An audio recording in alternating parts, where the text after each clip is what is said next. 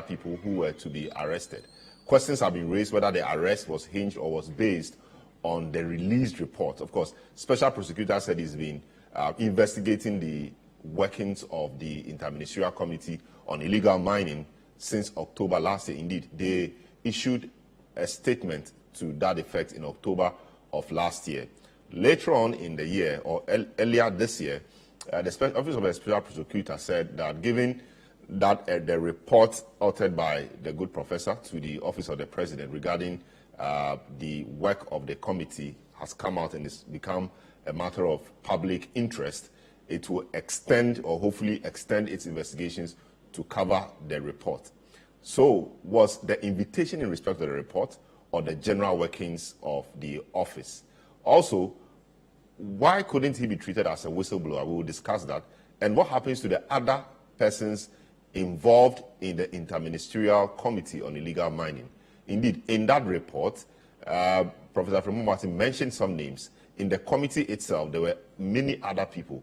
Why did they have to start with Professor Frimpong Boateng, who many these days see as the person providing information on the ills in the Galamsey, fight?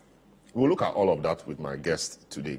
Also, later on in the show, in the second segment of the show, we'll look at Assin North election and all the matters that have characterized that particular election and by-election. The Supreme Court this week released the reasons behind its call for the name of the former MP, Gyakye Quayson, to be expelled from Parliament. Parliament, through the Speaker, says that it doesn't even know what to do because this is the first time a thing like this is happening, and the order of the court was not directed to the Speaker, it was directed to Parliament. And so the whole of Parliament needs to take a decision. As always, Parliament was split in the middle regarding how it should be done. How should his name be expunged from the records? After expunging his name from the list of the MPs, what happens to the contributions he made on the floor of Parliament, contributions he made in committees? What happens to votes he partook in? Expunging his name means what? We'll look at all of that. And the ongoing by-election campaign in that area to find a replacement for the expunged Gyakye Quayson. Two persons have put themselves up for election. The NDC, again, is gone for Gyakye Quayson, and the MPP elected its candidate earlier in the week. It appears set for the contest. There's a lot of development activities also ongoing in the area. The government has said the development activities, it's not because of the by-election. Government was already developing Assin North, so it should not, the picture should not be painted as if the development in the Assin North currently is because of the by-election. We'll look at all of that and see what the chances of the candidates will be, etc. That is for later in the show. This is the big issue on 97.3 City FM. My name is Selom Adunu. I will take a short break, return, introduce my guest, provide some updates, and then we'll get a discussion underway.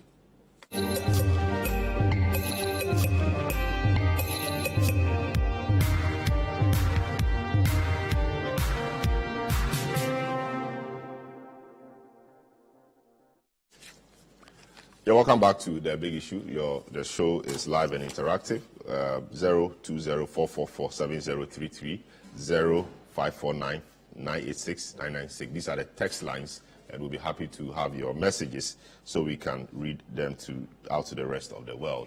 Two major issues we are discussing today. Professor Frimpong Boateng, the Special Prosecutor, and the Interministerial Committee on Illegal Mining. A lot has been happening in that space. 3 weeks ago, Professor Frimpong Boateng was invited by the Special Prosecutor to assist in investigations.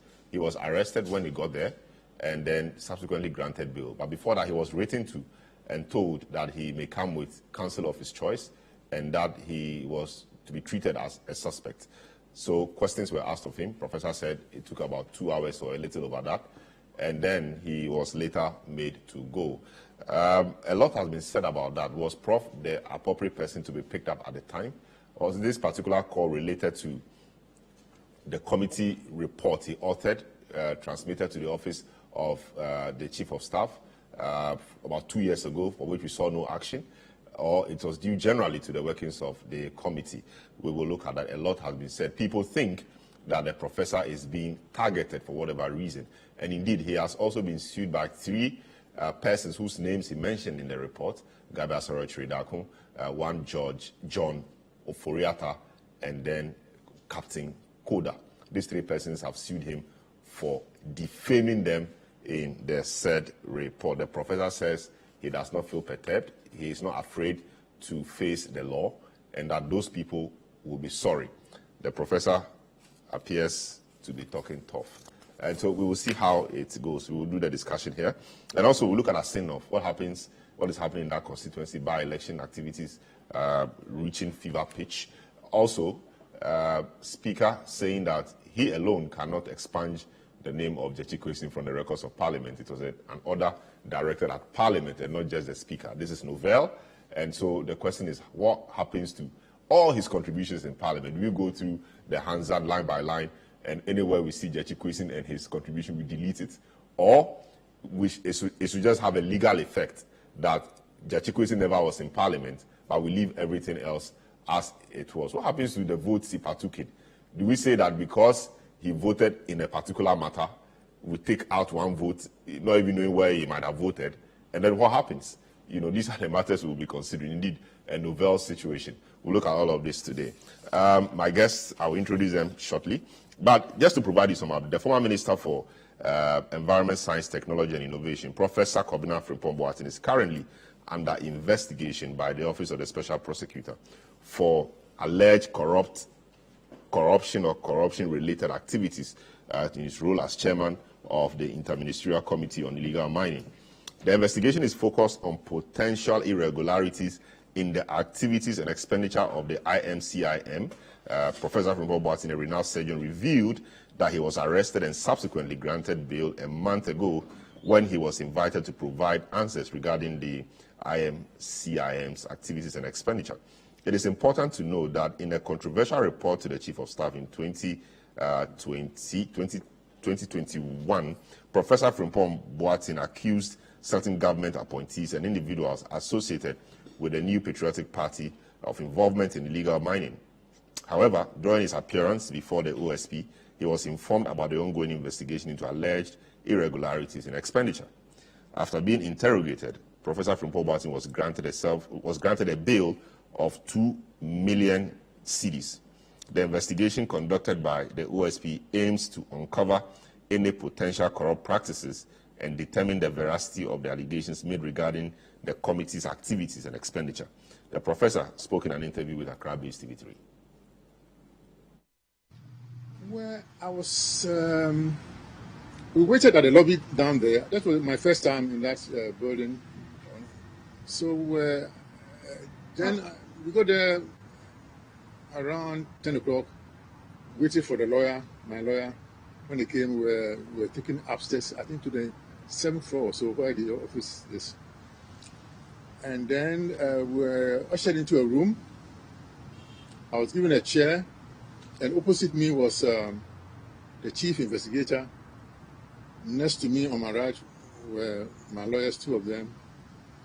And then some officers from that office. So as soon as I sat down, the chief investigator came to me. I was sitting down. He put his left hand on my right shoulder and said, "Professor, you're under arrest." He said you're under arrest? Yes, under arrest. Why? Well, he says they are investigating corruption and corruption-related activities of the IMCIM, and that is the Interministerial Committee. Which you were the chairman of? I was the chairman of. Any specific thing I have done? No, they're just doing their investigations. But all the same, I was on arrest. I found it a little strange. But then, that was my first time in such an office. They asked me whether I was ready for the interview. And I said, well, why not? I will answer as much as I could. So I was questioning for about 2 hours or so, maybe a little bit more. And after that, I was told that I had to be bailed before I could be released. Of course, they don't even suggest self-recognizance bail. I needed somebody to bail me. So a friend of mine was down there at the lobby. He came up and bailed me. So I left. And they went with my friend to his house to see where he was staying. So that if I absconded, maybe they will find my friend and he will try and produce me to the court. Yes. This is what happened. I see. But what was the original purpose of the invitation to the Office of Special Prosecutor? Yeah, they said they were investigating corruption and corruption-related activities of the IMCIM.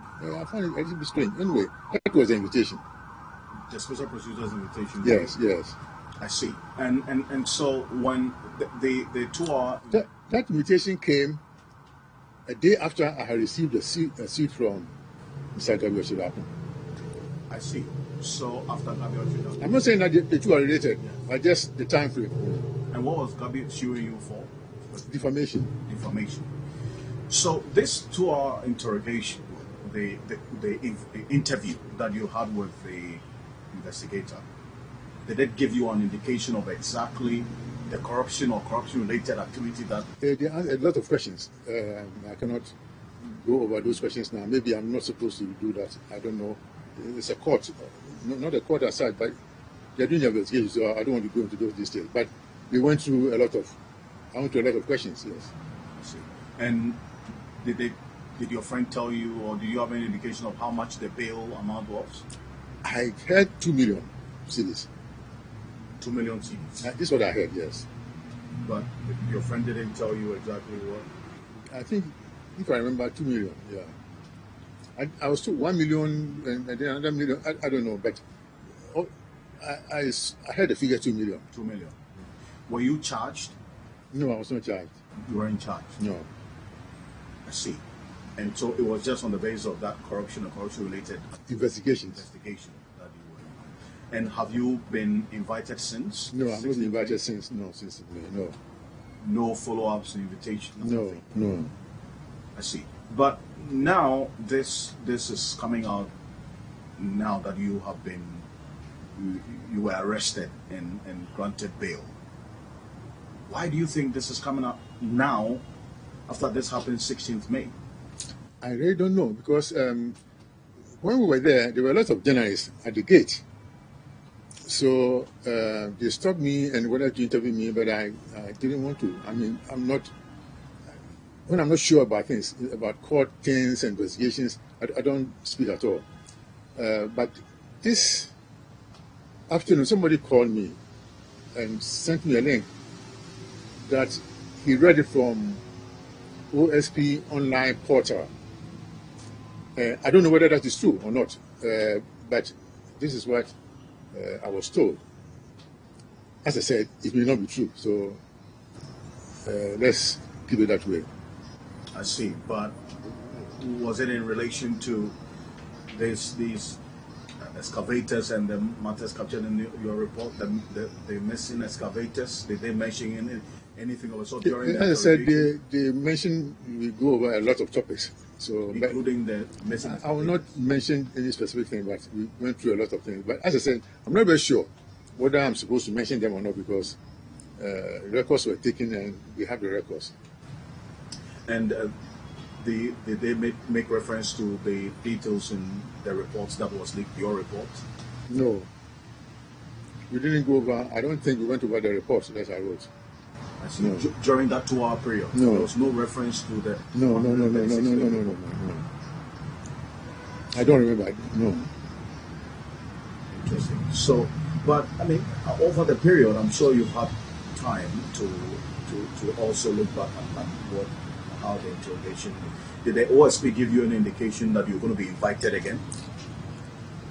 Well, they said if they need me, they will invite me. This is what I was told. So, if they need you, they're going to invite you. Yes. Have you seen this shoot as well by Captain Koda? I have seen it, and I've given my lawyers are dealing with it. So, okay. Yeah. So you've been served. Yes. The interesting thing is that it goes through the internet, social media, for a day or two before I'm served. Okay. So I was served this afternoon. This afternoon? Yes. And what exactly is he? He said I've defamed him. Defamation. Defamation. Same as W. Asarichula. Yes. So there's a third one. All right. So you heard a good old professor, Professor Frimpong Boateng, distinguished surgeon, president of the Ghana Heart Foundation, founder of the Red Cross Society, and also the National Cardiothoracic Center. Very decorated surgeon, also former Minister for Environment, Science, Technology, and Innovation. And indeed, in 2007, he contested to lead the MPP as flag bearer, one of the 17, but of course he lost. And so he was, as minister, made to chair the Interministerial Committee on Illegal Mining. The context of all of this is that sometime 2016, 2017, the matter of the Galamsey had reached, alarming proportions. And so civil society, in fact, CTFM started that fight, that Stop Galamsey fight. Others joined in, and then the media coalition against Galamsey and the civil society groups, all of those came together. The government has to respond. So government banned illegal mining activities, and indeed all small-scale mining activities, legal or illegal, and then formed a committee to help deal with the problem. That committee, called the Interministerial Committee on Illegal Mining, had about 10 or so cabinet ministers: defense, interior, local government, environment, a lot of them, because the matter of Galamsey, illegal mining, and even small-scale mining was one that needed an intersectorial or interministerial approach in solving. So Professor Frimpong Boateng, being environment minister, was made to chair that committee. Indeed, we understand that even the choice of the one to chair the committee was quite a difficult one, because many of the ministers wanted to chair that committee for whatever reason. But in the end, Professor Frimpong Boateng emerged as the one to chair that committee.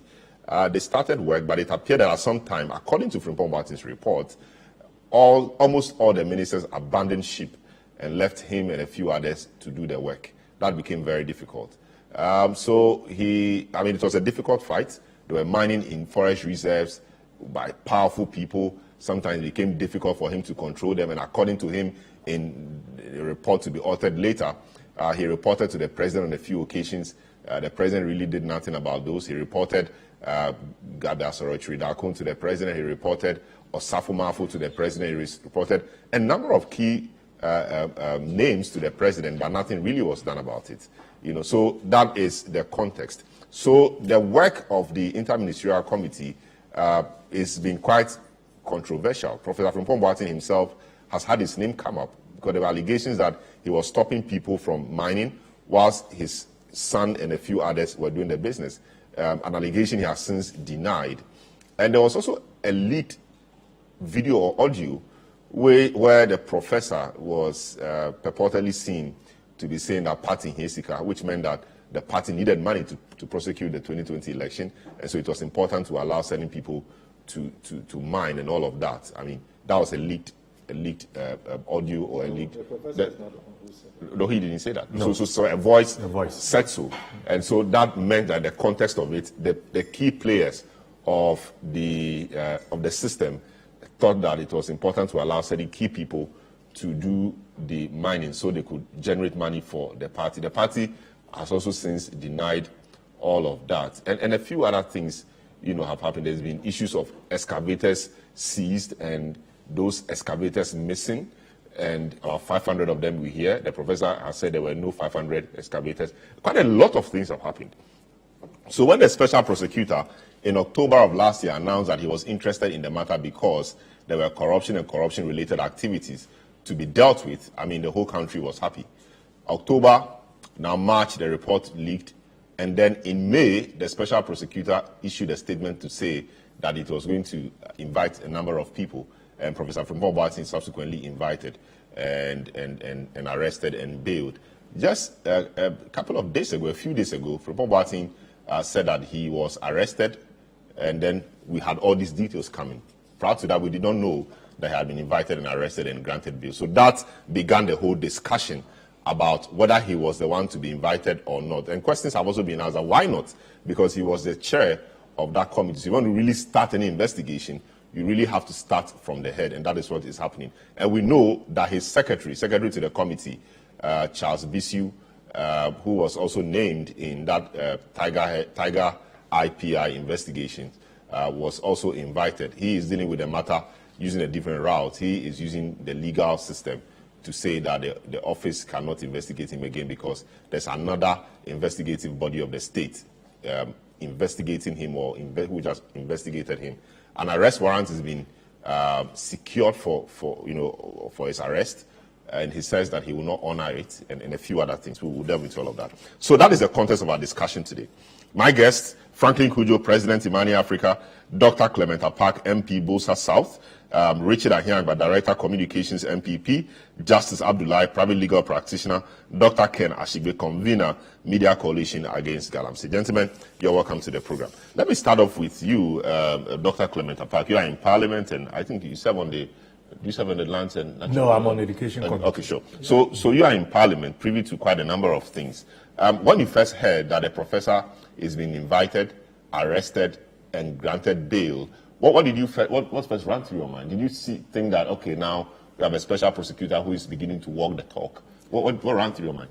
Well, Salon, first of all, let me say good morning to you and my co-panelists who have joined us by the magic of technology. And of course, to say a very big good morning to the people of Bolsa South. Who made you run unopposed? Whose benevolence brings me here, whose benevolence would let me continue. Mm-hmm. I would have wished to say a few things about education.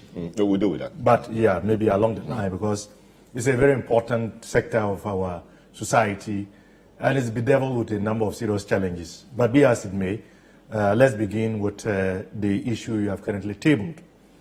Quite honestly, when I had the information, I think courtesy of a media house, which had conducted an interview with Professor Frimpong Boateng, whereupon it was revealed that he had been invited by the Office of the Special Prosecutor, and that on arrival, he was arrested and granted bail. It invoked mixed reactions within me. On the one hand, I thought it was a bit curious that such an occurrence had taken place and it was not in the public domain up until a media house engaged the professor, who then revealed what had happened. So I thought the context within which that information came to the public in itself was a bit unusual. But at the same time, too, I felt that, yes, at least we are seeing some progress in terms of action by the Office of the Special Prosecutor in as far as the matters that we are grappling with within the context of the bigger picture of the fight against illegal mining, otherwise known as Galamsey, is concerned. Now we can delve into the details and have a much more nuanced discussion about the optics of it, the timing, and why the professor was invited and subsequently arrested and granted bail, and why it was not made public, and why he is the only one that so far has been arrested and granted bail. We know when in fact two others, I mean, the Kowusi has also been arrested and granted bail. And well, yes. Other journalists, yes. Yes, so we are beginning to see that. But you see, the reason why this whole issue raises a lot of eyebrows, and you know, there is a school of thought out there that perhaps there is an attempt to try and intimidate the professor, given the context and the timing. And I think that some of those concerns are legitimate, because we all know when the Office of the Special Prosecutor has signaled formally that it was going to commence an investigation into, you know, the activities of the now defunct Interministerial Committee Against Illegal Mining. And then subsequent to that, it looks as though we didn't hear any progress with regards to that activity. Then we hear about a leaked report authored by the same Professor Frimpong Boateng. And the content of that report, I believe we have had time to speak to it on numerous occasions. But Much more curious is the names that were contained in that report, and the fact that some of these names are known to be persons in the corridors of power. They are still there. So we hear no information about what action is being done within the context of that explosive report and the names that have been mentioned. And suddenly we hear that the professor who authored the report is the one who has been invited and arrested. So, as I said earlier, it invoked mixed reactions. I think that, yes, the special prosecutor is acting, but the way and manner in which it is playing out seems to give the impression that it is not just the investigation, but there could be an attempt to victimize or intimidate the professor. And don't take it from me. That is an opinion that is in the public domain. And in fact, Professor Frimpong Boateng himself has made allusions to that. So this would be my initial comments. Very well. So Frimpong Boateng says he to be a fool. He'll be a fool not to think that he's being targeted or he's being harassed. But anybody who is being prosecuted or is beginning the process of prosecution should have a reasonable, or it's not far-fetched for the person to think that he is being targeted, because my view is that public service is a privilege. Public service is a serious business, and so if you take part, or if you partake in public service, you should have a reasonable expectation that your work will be subject to some review. If that review leads to prosecution, so be it.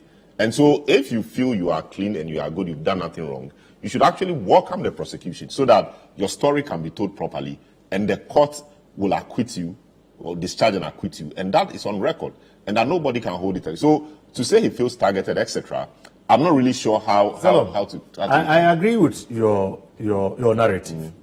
And I believe that if you were to listen to the professor's own commentary, since his arrest and bail became public, he has not run away. He has said that he is willing to subject himself to every form of scrutiny, even if he has to pay the ultimate price, and if that is what is going to solve, quote unquote, all the problems that we face as a nation. He has no qualms. He's not going to go anywhere. He's even made the comment to the effect that those who have been cited, some of them will regret, because that should tell you that he is very dogged and he's very determined to help unearth the truth and to bring about accountability.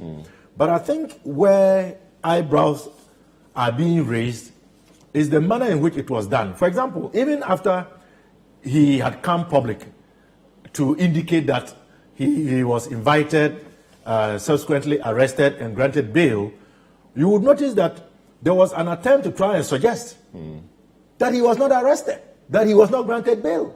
Later on, we heard that he had been given self-recognizance bail, which wasn't the case. So why is it that the information coming out seems to be a bit checkered? It doesn't seem to be honest and straight to the issue, even after the fact. Who has the need and what is the interest in not telling us the truth, nothing but the truth, with regards to what occurred? So if even within the context of the invitation and arrest and the granting of bail, those who ought to have been a lot more forthright in putting the information in the public domain, which probably would have cleared any potential doubt, or which could have taken away the propensity for anyone to read meaning into, are still a bit coy in admitting what actually happened, then clearly something is amiss. And I think that is where the issue is. But I don't think that the professor has given any indication that he's averse to being scrutinized, being arrested, and being investigated. He has said that he is willing and he's capable and he's going nowhere. But I think it is the manner in which it was done, the manner in which the information came to the public domain, and even this attempt to try and skew what I believe is the truth, because I have no reason to doubt Professor Frimpong Boateng. I truly believe that he is a very honest, sincere man. He would say it the way it is. He would accept it if it is pointed out where he has faulted and where he's culpable, either in person or as the head of the Interministerial Task Force, committee on illegal mining. So, yes, as I said earlier, you can see that I'm conflicted. We want to get to the bottom of this issue because, make no mistake, the implications, the impact of Galamsey are very dire. I mean, as we speak now, we are beginning to see the images, we are hearing the stories of how women are being affected, how it is affecting their reproductive systems. We are beginning to see visuals of babies being born with deformities. We are beginning to hear stories about how the underground water is being poisoned by the mercury, by the arsen. It is beginning to affect the food chain. We are seeing the depletion of our forests, the constant pollution of our water bodies. Look, we are on a suicide mission. And it is unfortunate that as a state, we seem to be powerless. And then you begin to wonder, how can a state, a sovereign nation state, with all the powers of the state, we seem to be powerless in dealing with a canker that is being perpetrated by a few greedy people in our society for their benefit, endangering the rest of us. So this is a very serious existential threat as far as I am concerned. And I think that we are failing as a people, and those that we have entrusted with our collective power and resources are not doing us any good. And I think that is where, in all of this, so the we power must situate the conversation. The power we have, we use it to establish the Interministerial Committee because we wanted to solve the problem. Now, the committee's work, should I say, has come to an end. As part of that power to hold people accountable, the organs of state, the institutions of state, the OSP, have begun probing the tenure of the persons who were put in that committee to work. So the sovereign state, Ghana, is interested in the problem. So it is using its organs or institutions to hold people accountable. Salam, I agree. That is the case. But is that enough? Because we are seeing the continuous deterioration of the problem, which means that as time is going on, the issue is becoming worse. Very well. And so we must arrest it at some point and then try to redeem what has already been destroyed. And that is why people are asking questions. First of all, the professor's report, as we now know, was filed at the presidency 2 years ago. The professor has now said that even before he filed that report, he had had the opportunity to make presentations in cabinet. He says he mentioned names. So why is it that the power that be, in this case, the president, the man who put his presidency on the line, why has he been waiting? What has he been waiting for? Why is it that all of the oral and other written reports that the professor presented to cabinet have not been acted on? Why is it that the recently leaked 136-page report that he authored has not been acted on? So these are legitimate questions that we cannot ignore, in as much as we also appreciate that some scrutiny is taking place within the work of the committee that he led. Very well. Let me speak to, so I have a number of people on the show, Franklin Kujo, Richard Ahiagba, Justice Abdullah, and then Dr. Ken Ashigbe. Let me speak to Richard Ahiagba, who is Director of Communications of the ruling party. A lot has been said about the commitment of the government in respect of the fight against Galamsey. Names have been mentioned, but it appears that there is some sluggishness or malaise. We are not interested in solving the matter. Now, it's appearing that the professor, who people think we should be celebrating for being bold in mentioning names, something that we don't normally do in Ghana, in mentioning names about people who made his work difficult and people who are continuing to flout the law, instead of celebrating him and holding him high regard, it appears that we are chasing him and arresting him and all of that, putting him through a difficult situation, a situation that will discourage the rest of us from volunteering information or giving out information if we had it. What is your thinking around this whole matter of the arrest and investigations and bail granted the professor and all of that? How does it make you feel? And what's your thinking around it generally, Richard? Thank you very much, Salam. Let me say a very good morning to Franklin, who I haven't seen in a long time, to my brother, Dr. Ken Ashigbe, Lawyer Abdullah, and your good self, and Dr. Clement Apak. Let me just use your platform to refute a certain attribution to myself, having been said by me. about the professor's arrest that I have said that the professor's arrest is just the beginning, and that anyone who says anything ill of the presidency will be arrested. No, where was that said? I've not heard of that. Obviously not said here. Right. There's a certain fake platform online, which is News Daily 24. There's a second time they've attributed such a false commentary to me. In the first instance was about something else I can't recall. But they just make this up. We reached them, they wanted to retract, and therefore later on blocked us from reaching them to advise them. I'm not interested in taking anybody to court or engaging in any such thing. I just think that people should speak the truth. If people haven't said anything, don't attribute it to them. Thank you very much for the opportunity. Sure. I think that the Galamsey issue, we should begin from where 2017, the president, having come to office and assessed the situation with a very good work by some personalities in the media, Erastus, I recall, your good selves at City. My brother, Dr. Kenashigbe, has been very dogged in this matter, seeking to make sure that there is a change which will benefit Ghana.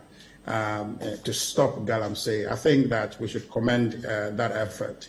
But on the back of that, His Excellency the President, Nana Addo Akufo-Addo, took the decision firmly and made it very, very clear that preserving our environment is one key commitment he wants to put forth. And so therefore, at the cost of his presidency, he will pursue that. And you saw that over time, he's giving serious efforts to achieving that.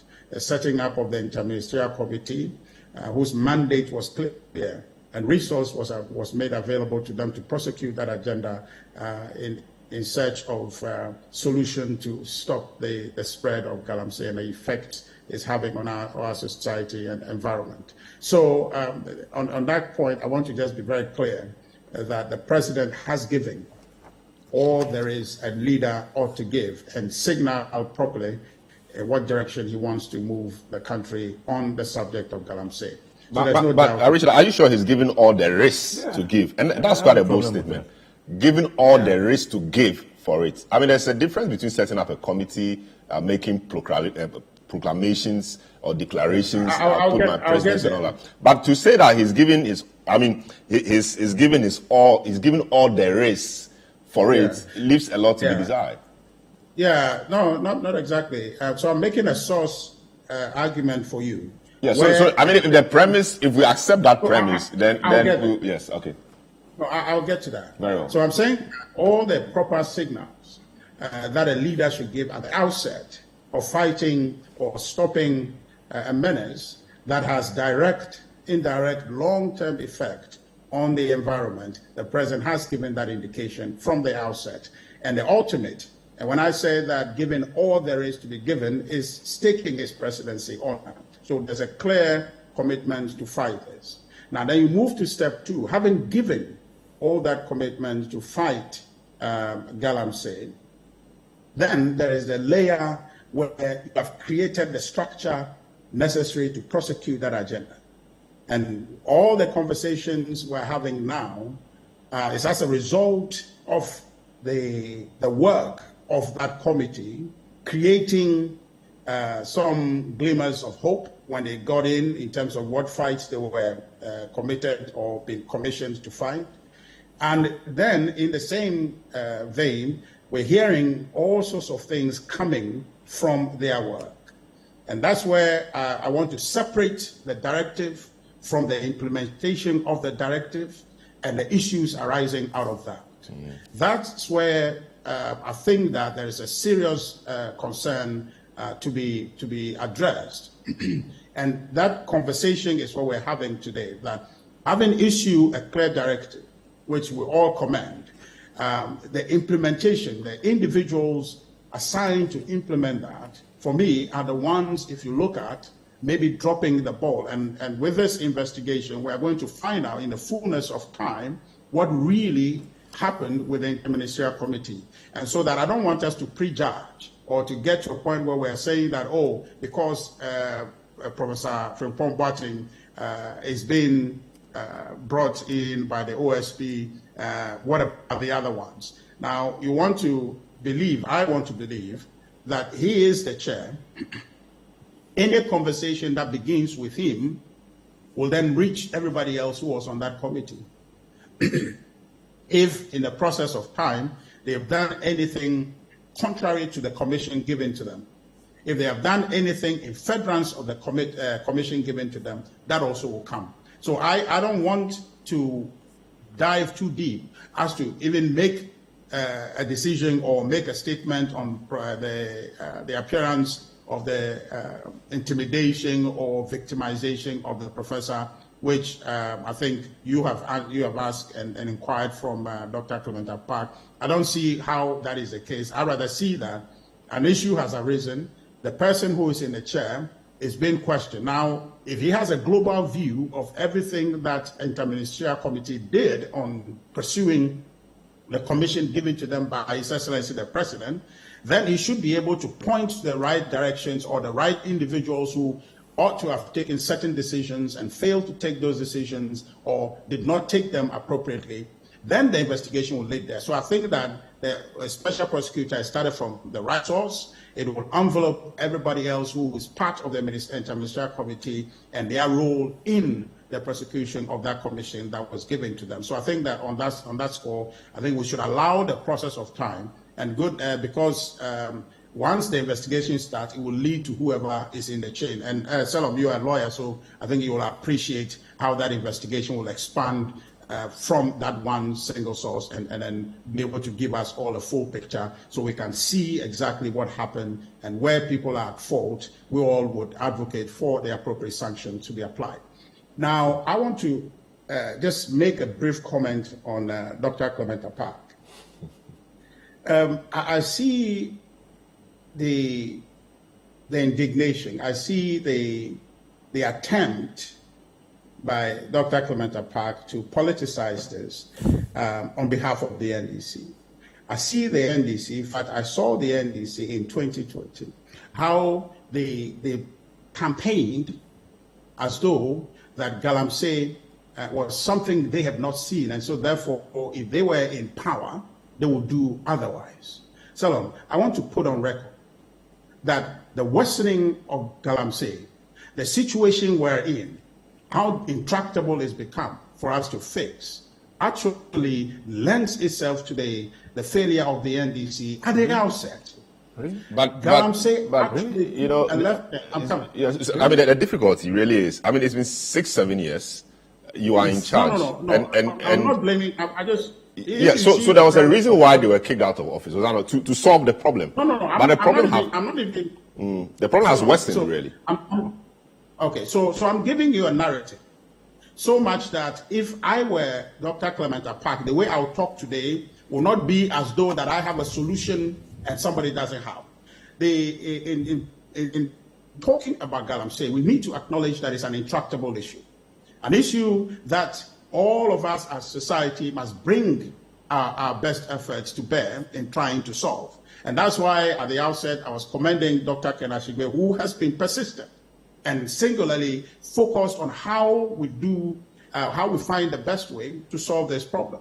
And so for Dr. Clement Park and the NDC, because if that is not said, they are painting themselves as though they are the messiahs. They are those who have solution. And I'm not blaming them for anything. I'm just trying to say that they should speak in the appropriate context to say that, yes, it was an intractable situation under us, and then now it is. How can we address this issue? This is what we learned from our time, and speak from that solution standpoint, as opposed to be accusatory and claim and create an impression as though that what is being done, they have a better solution. I tell you, I think it was a deputy Ashanti regional minister at the time, Joseph Yami, speaking about Aisha One. They created Aisha One, by the way, was saying that the reason Aisha One can take over people's concession was doing Galamsey in a manner they couldn't control her because she was connected to people at the highest places, indicating that there is some high-level power that is supporting and protecting Galamsey. That situation is what has supposedly been claimed in the Interministerial Committee's work. So Dr. Clement Apak and the NDC should not be creating the impression as though that they are on this side trying to provide solutions, somebody is here not being able to do it. But speak from a standpoint and say, look, this is a difficulty. How do we approach the problem? And not create the impression he's trying to create on the program today. So I just want us, in the spirit of finding a solution to an intractable problem, and I insist it's an intractable problem because you do your best. From when they started to deal with this issue, they haven't been able to lay out any clear solution. There wasn't any solution during their tenure. There has been a government after them who has put in place some structures. That structure has had difficulties. What we are supposed to be doing is saying that how do we, learning from the failure and successes of these structures that have been put in place, how do we engage the subject matter? The investigation is good, but going forward, what do we do? That must be the nature of this conversation. Otherwise, it will degenerate into a political conversation, because then I would go back and let you know that under NDC, the Honorable Inusaf Husseini, who was in charge of prosecuting this agenda, gave up. Then we are not moving anywhere. We are not advancing the conversation. And I can see that that is where the NDC wants us to be. And I don't want to be there. I want us to have a conversation on saying that, yes, let's try and make sure that we find a solution to this problem. And I agree with Dr. Clement Apak, and I've seen my Dr. Kenashike said that on other occasions, that this Galamsey menace is existential, and nobody can deny this. It's existential. We must come to it from a non-political standpoint, from a solution standpoint, from an ideas standpoint, to say that this and this and this have been tried. How about this? Can we try that?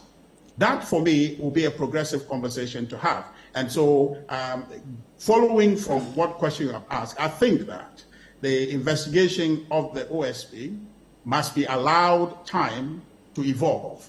And once that evolves, we know that at least I know that it will lead to the right places where concerns would be, and that concerns would bring to light what challenges the committee faced and who involved with the committee are at fault, and that the law would work from there.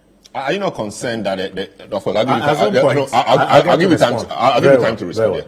Are you not concerned that the professor feels targeted in all of this, in the manner in which the whole thing is being carried out or run? Are you not concerned as a member of the governing party that the accountability mechanism is appearing to be targeting the man who was at the center of it, also because he had released a report that has implicated many persons connected to this government? Are you not worried about that? That's to Richard, yes. So, well, you use the word, he's the man in the center. In the center of what? The center of a work of a body whose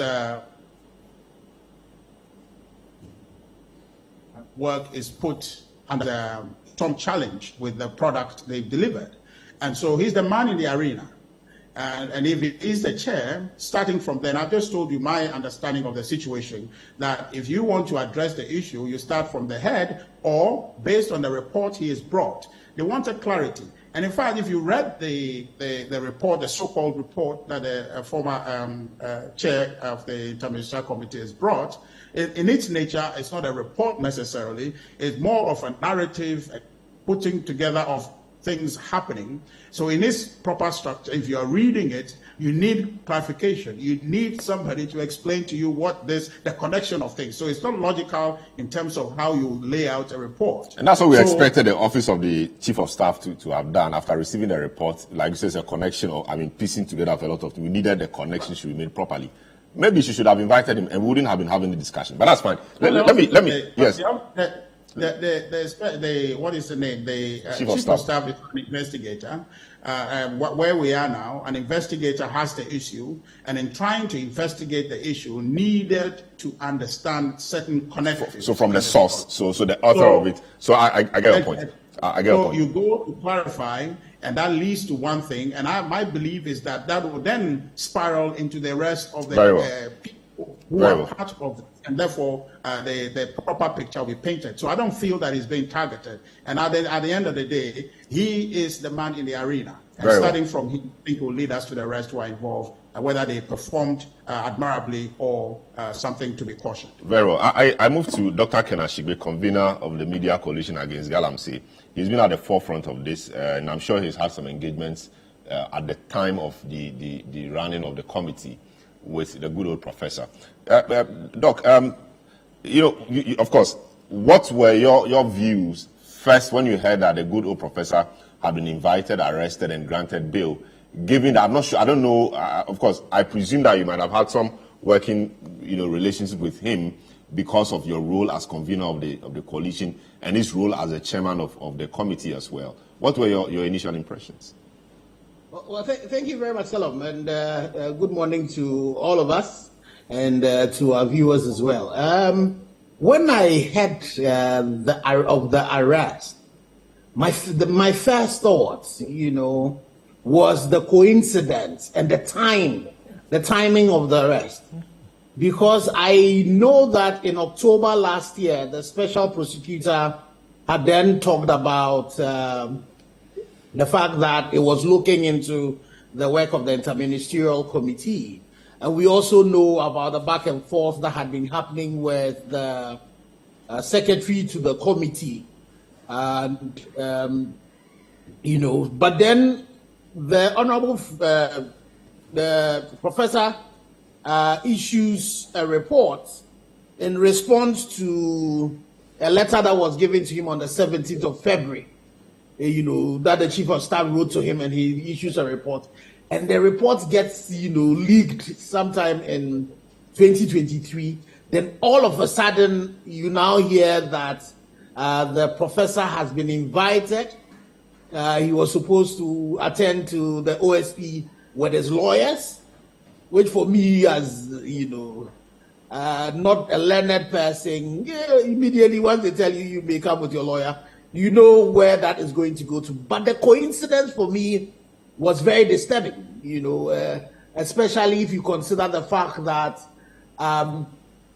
the impact of Galamsey is even getting worse than where the Interministerial Committee was. And then you have this and I respectfully disagree with my brother Richard when he talks, and I don't think that people from the government should be calling that report trying to denigrate so-called. You can't be saying that. You might decide the way you want to write your report. I might decide the way to write my report. There is a report that has been given, and so for me, the coincidence was disturbing at the beginning. But then I begin to start getting educated, so I just get education that, even if you are invited for, when an investigation is going on, you could be a person of interest. You are not a suspect, you are a suspect there, but you are not an accused person there. And based on that, you could be granted bail so that, when they need you, you would come. But the worrying thing for me about the way all of that was handled is that this is a professor, this is a former cabinet member, this is somebody who's issued a report as well, and then we could not even grant himself recognizance bail. But then, we had to get somebody to bail him. Then we get somebody to go to the person who bails him out to go and do an inspection. It was almost as if it was an ordinary being like Kenneth Ashigbe who had been arrested. At least, then you would have supposed that, we would have given him the benefit of the doubt that by his stature and all of that, if we needed him to provide more evidence, he would have showed up. So it is important that even though the special prosecutor says that is their standard operating procedures, we need to also be careful of the nuances that are involved in this, because it is important that, especially at this particular point, when the professor has issued this report, which goes to the heart of a major calamity that befalls us, a situation that is attacking us economically, attacking our health, attacking our environment and all of that. that could take Ghana back to the point of extinction like the ancient Ghana Empire, we should be treating that everything around it with a lot of caution. And also the fact that you need evidence from people to be able to do what it is that you're doing. So you don't want the professor now pleading the fifth because of the way he feels that he's being targeted. So that is important. And I think that also weighing my heart out as a communication person, the communication people around the OSP need to do a better job so far as this is concerned. Very well. That's the yes, so can you hold it? Let me take a short break, come back, and you will continue. So where the communications people around the OSP, I mean, you say must be more responsive to the times and get their hearts properly on. Let me take a short break. This is the big issue on 97.3 City FM. We're discussing the OSP, the Interministerial Committee on Illegal Mining, and the arrest and subsequent bailing of the Professor Frimpong Boateng. We'll be right back.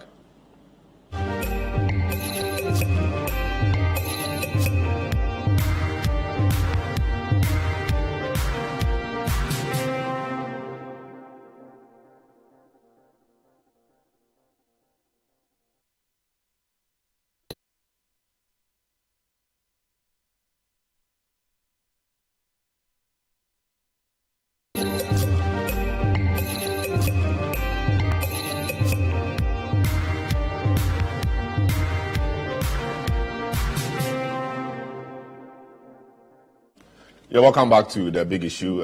Very big welcome to our TV viewers. The show, as always, is live and interactive on 0204447033, and also you can view us on YouTube, CityTube.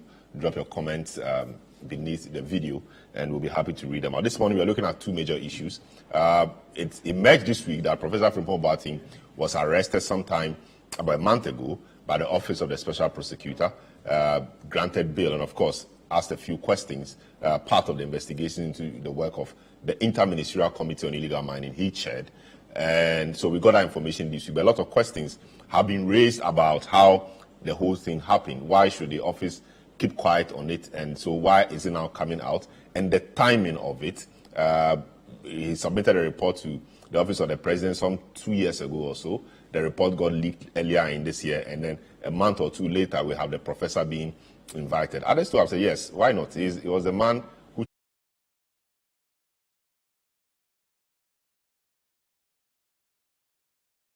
out of place. It is the way things must go. And indeed, the secretary to the committee, we know, has also been invited.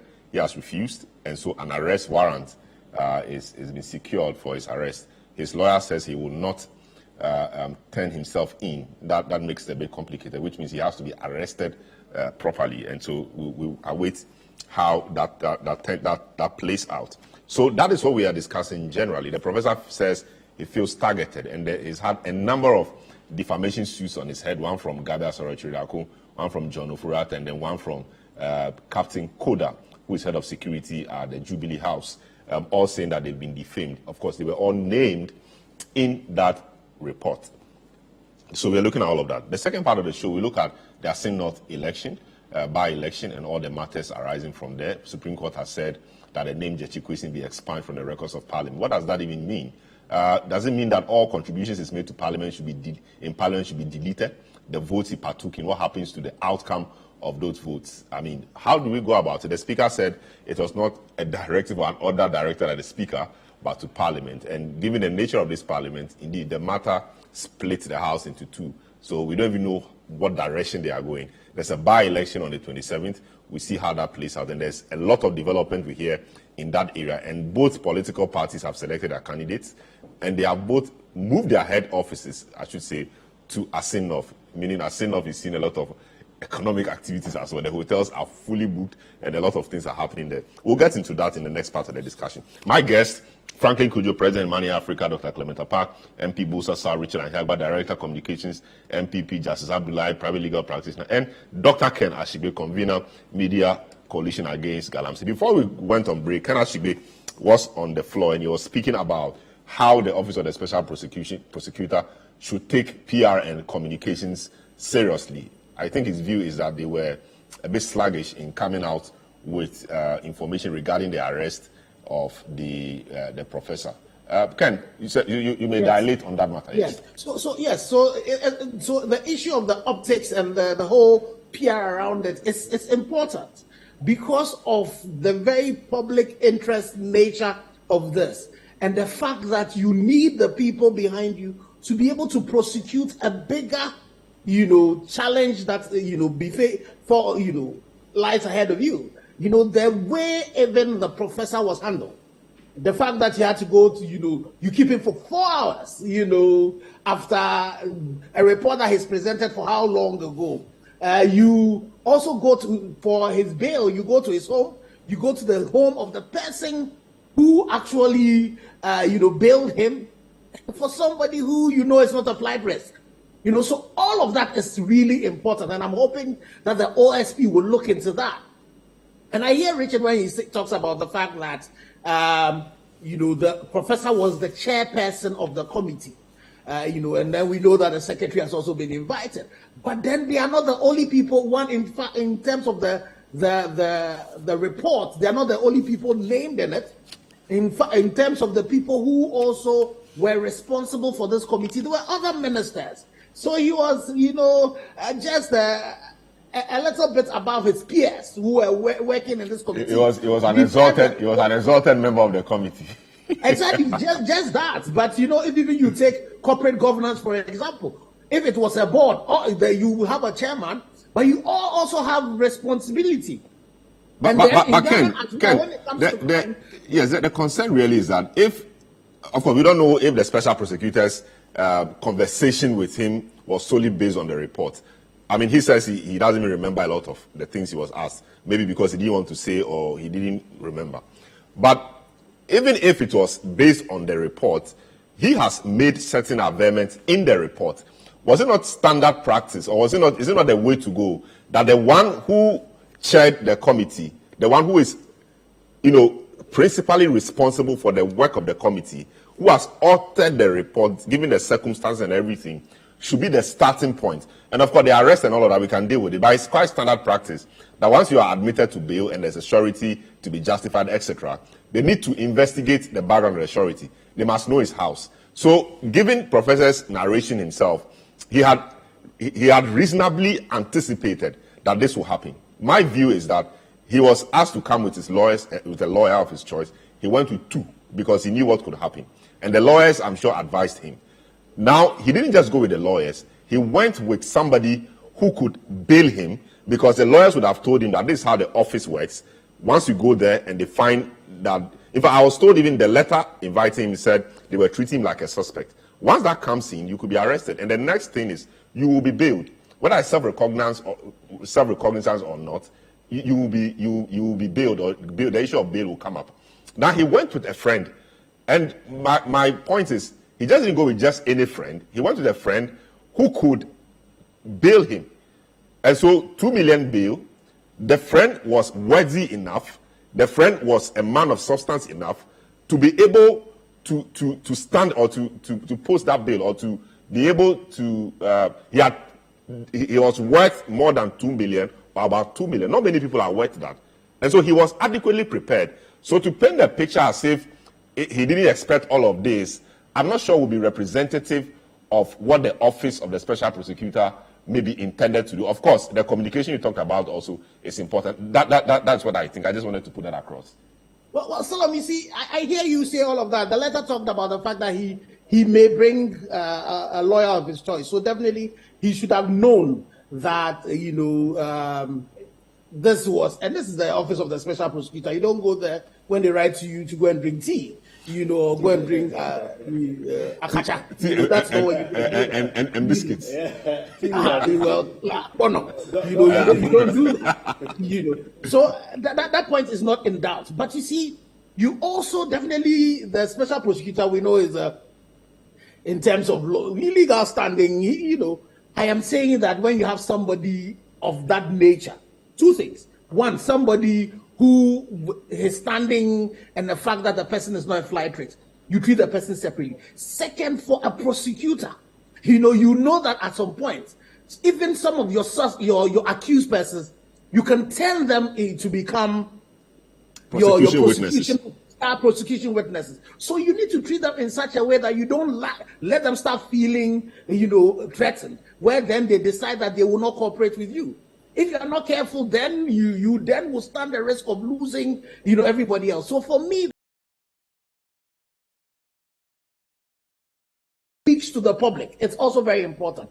Then the second part of it is that even if, remember that in October, when the special prosecutor said he was looking into the work of the committee, we had not seen this report. I'm not too sure whether by then the office of the OSP was seized with this report, since that report has been sent. So you would assume that the office of the special prosecutor was looking into the case of the workings of the committee and all the issues that have come. There's the missing excavators, the gold bars, the 300 million that has been spent on it, and all of that. And so you would think that, yes, as chairperson of the committee, you will be a person of interest. As secretary of the committee, you'll be a person of interest. But again, in our country, there's no vicarious liability. So when there are people who have been named directly in this thing, and if you look at the structure, the committee itself you can see as a board, and then there will be executives who will be acting.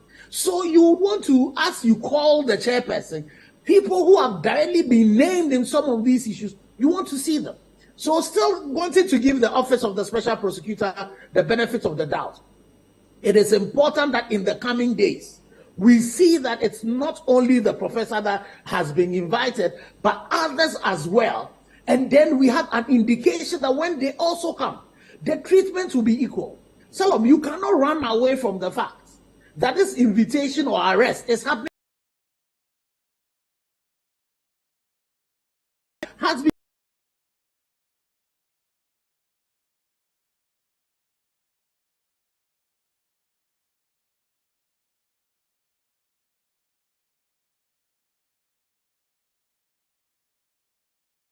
that has happened is that Akonta Mining, the director, when the special prosecutor mentioned it, offered himself there, and then he was told that they are not ready for him yet, or if they were ready, they will call him.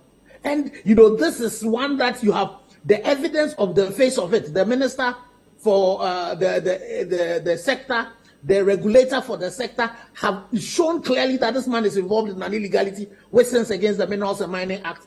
There's footage that shows that he went into the Tanonimre Forest Reserve, and we saw his equipment, he saw his signages of his, and the devastation that has been done to at least 13 hectares of land. That there's footage for that. There's footage for the fact that even where he has alliances working outside the Tanonimre Forest Reserve, the buffer that he was supposed to be respected, that has not been done. And so if you have the situation where the special prosecutor is not dealing with situations like this, unless he tells me that there are no corruption or corruption related activities to that, and then you find a case where when the report of the professor then gets out, then the person who's supposed to be helping you is the only one that has been invited. These are the things that in the coming days, the activities, the actions of the special prosecutor needs to lay to bear, so that all of us would see that it is their standard procedures that they are using. Bear in mind, Salom, when the states decide to go against you, really, they come against you. I remember, my time when we were student leaders, and then a minister of the Ashanti region drew a pistol when we went for demonstration. We went to report at the police. We were the ones kept at counterback. And when you get into that situation, the feeling is not a joke. So it is important that the office of the special prosecutor, who would need all of us to support it, demonstrate the fact that this is something that they are doing independently. And Salam, yesterday we were at the CID headquarters to go and speak to this particular Akonta Mining issue because of the whole delays that are coming. The CID Director General CID's officer who met us says they are working on it. But it is important that we keep the pressure on it, so that those who we have seen to be involved in these things that is leading to all of us our demise are dealt with. So I think in the coming days, and I know the office of the special prosecutor himself was supposed to be on air in one of your sister stations. We're hoping to hear what it is that he's going to be saying, and who are the rest who are going to be, who are also going to be invited. We'll see, I understand maybe have been done. But there are ministers of state, some of them are current ministers of state, some of them are former ministers of state, who worked with the chairman on the committee. And we should also be seeing them also go through the same process, where they are invited, and when they get there, they are also granted bail. They get people who also have as rich as you have 2 million CDs to go with them, and then also post the bail bond for them. I see. Interesting. Franklin Kujo is on. Let me speak to Justice, who is a private legal practitioner, to help us contextualize all of this. Hello, Justice. Welcome to the program. The act setting up the office of the special prosecutor is quite clear about its mandate. Indeed, the long title of that particular enactment talks about its role really, corruption and then corruption-related cases. Is this a departure from how the office of the special prosecutor works? Or in other words, what is the standard practice in terms of how the office of the special prosecutor does its work when there's a suspect, when he sees a suspect or a person of interest? Can you take us through it so that we are clear in our minds that what a special prosecutor has done is a bit unusual, or it is the way it operates normally? Thank you, Salam. So the truth is that the activities that unfolded with the old professor is clearly within the law. That is how standard procedures operate. When a person is arrested,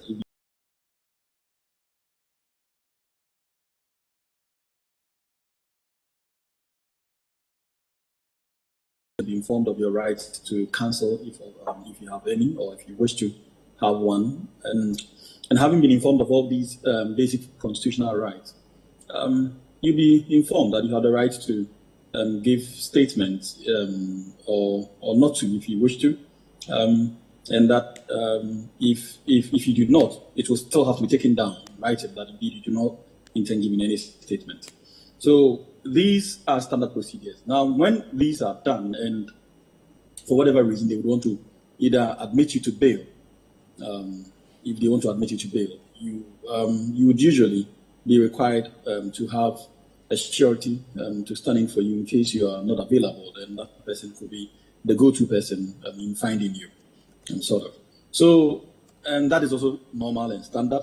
Now, so assuming you live in Bunkrungu Yoyo and you're arrested in Accra, typically the investigator may want to have somebody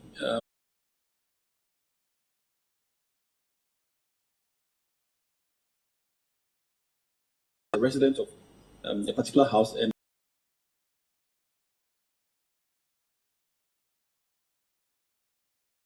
avoid all sorts of fraudulent activities where a person is claimed to live in a particular house when he actually does not. Because that way, then it becomes very difficult to find him. In case you do not find the suspect, it becomes difficult to find the surety. And so we actually would want to know where the surety lives. Sometimes, where that doesn't work, of course, you can rely on where the person works. If indeed he works there, you want to confirm that he works. But most people will not even be interested in that. And because of the suspicion that it creates. And so the standard procedure is that you go to your residence, because that's where you are supposed to be at all material times, if you're not at work or if you have not traveled. And so it makes it much easier to find you. So these are standard procedures.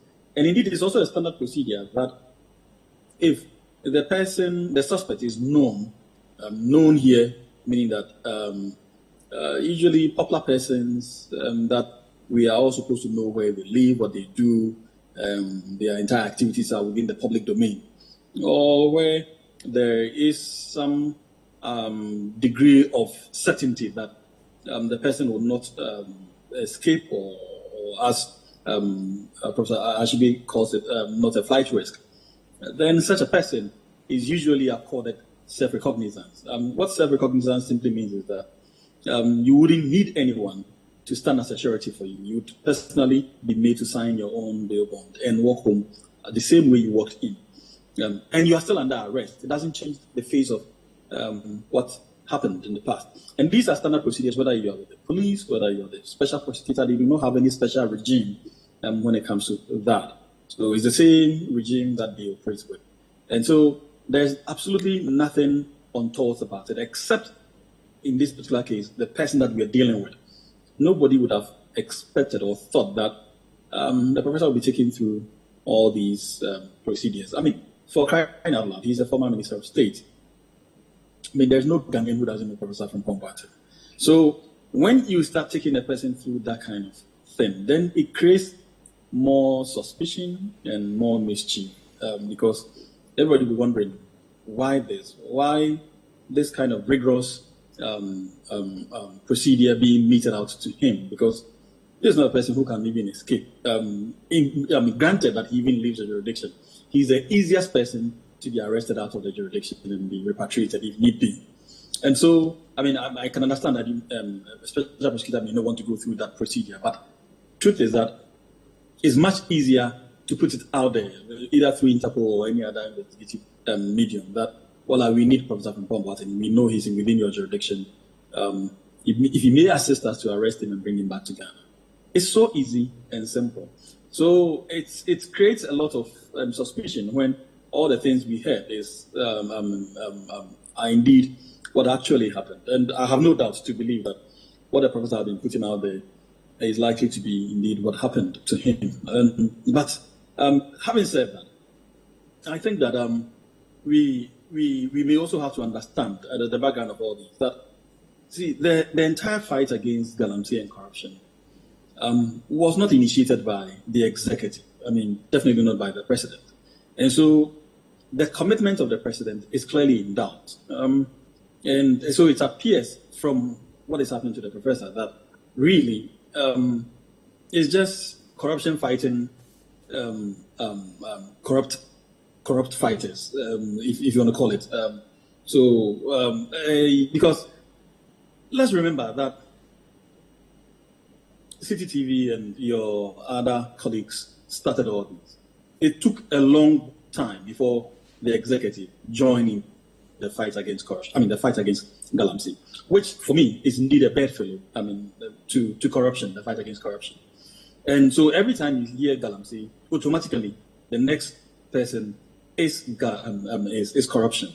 And so, and because the two are in sync, it's so difficult for one to be able to differentiate between the zeal and the commitment of the president in fighting the two, because right from the moment when the excavators started flying out, I started asking all these other questions, and we still do not have answers.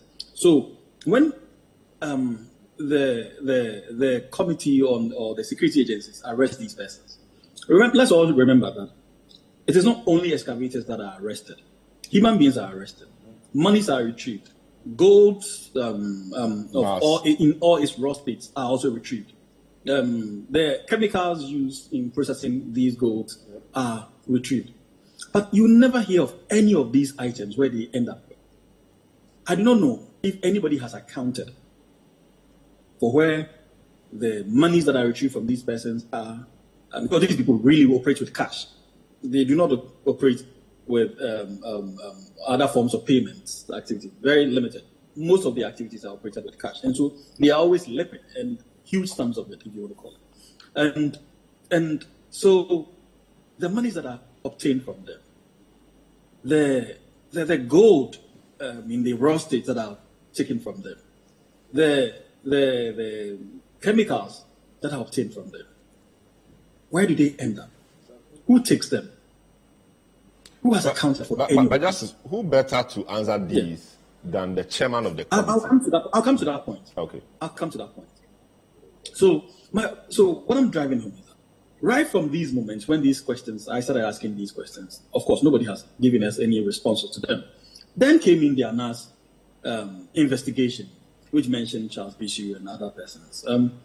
And you would expect that the president would show leadership by not only causing the arrest of all those who were mentioned, but also, make serious attempts to not only prosecuting, but also showing that indeed the commitment to fight both galamsey and corruption, which, as I indicated earlier, are bedfellows, would be shown. But indeed, nothing was done.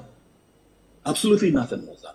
Of course, I admit that Charles Bishu was sent to the CID for some form of investigation, and a report came. I remember I've had a conversation with him on this same subject on other stations, and he promised giving me copies of the report because I haven't cited one yet. He explained his issues to me. I am not a good judge of such matters because I do not have the authority to judge, but I think that a lot more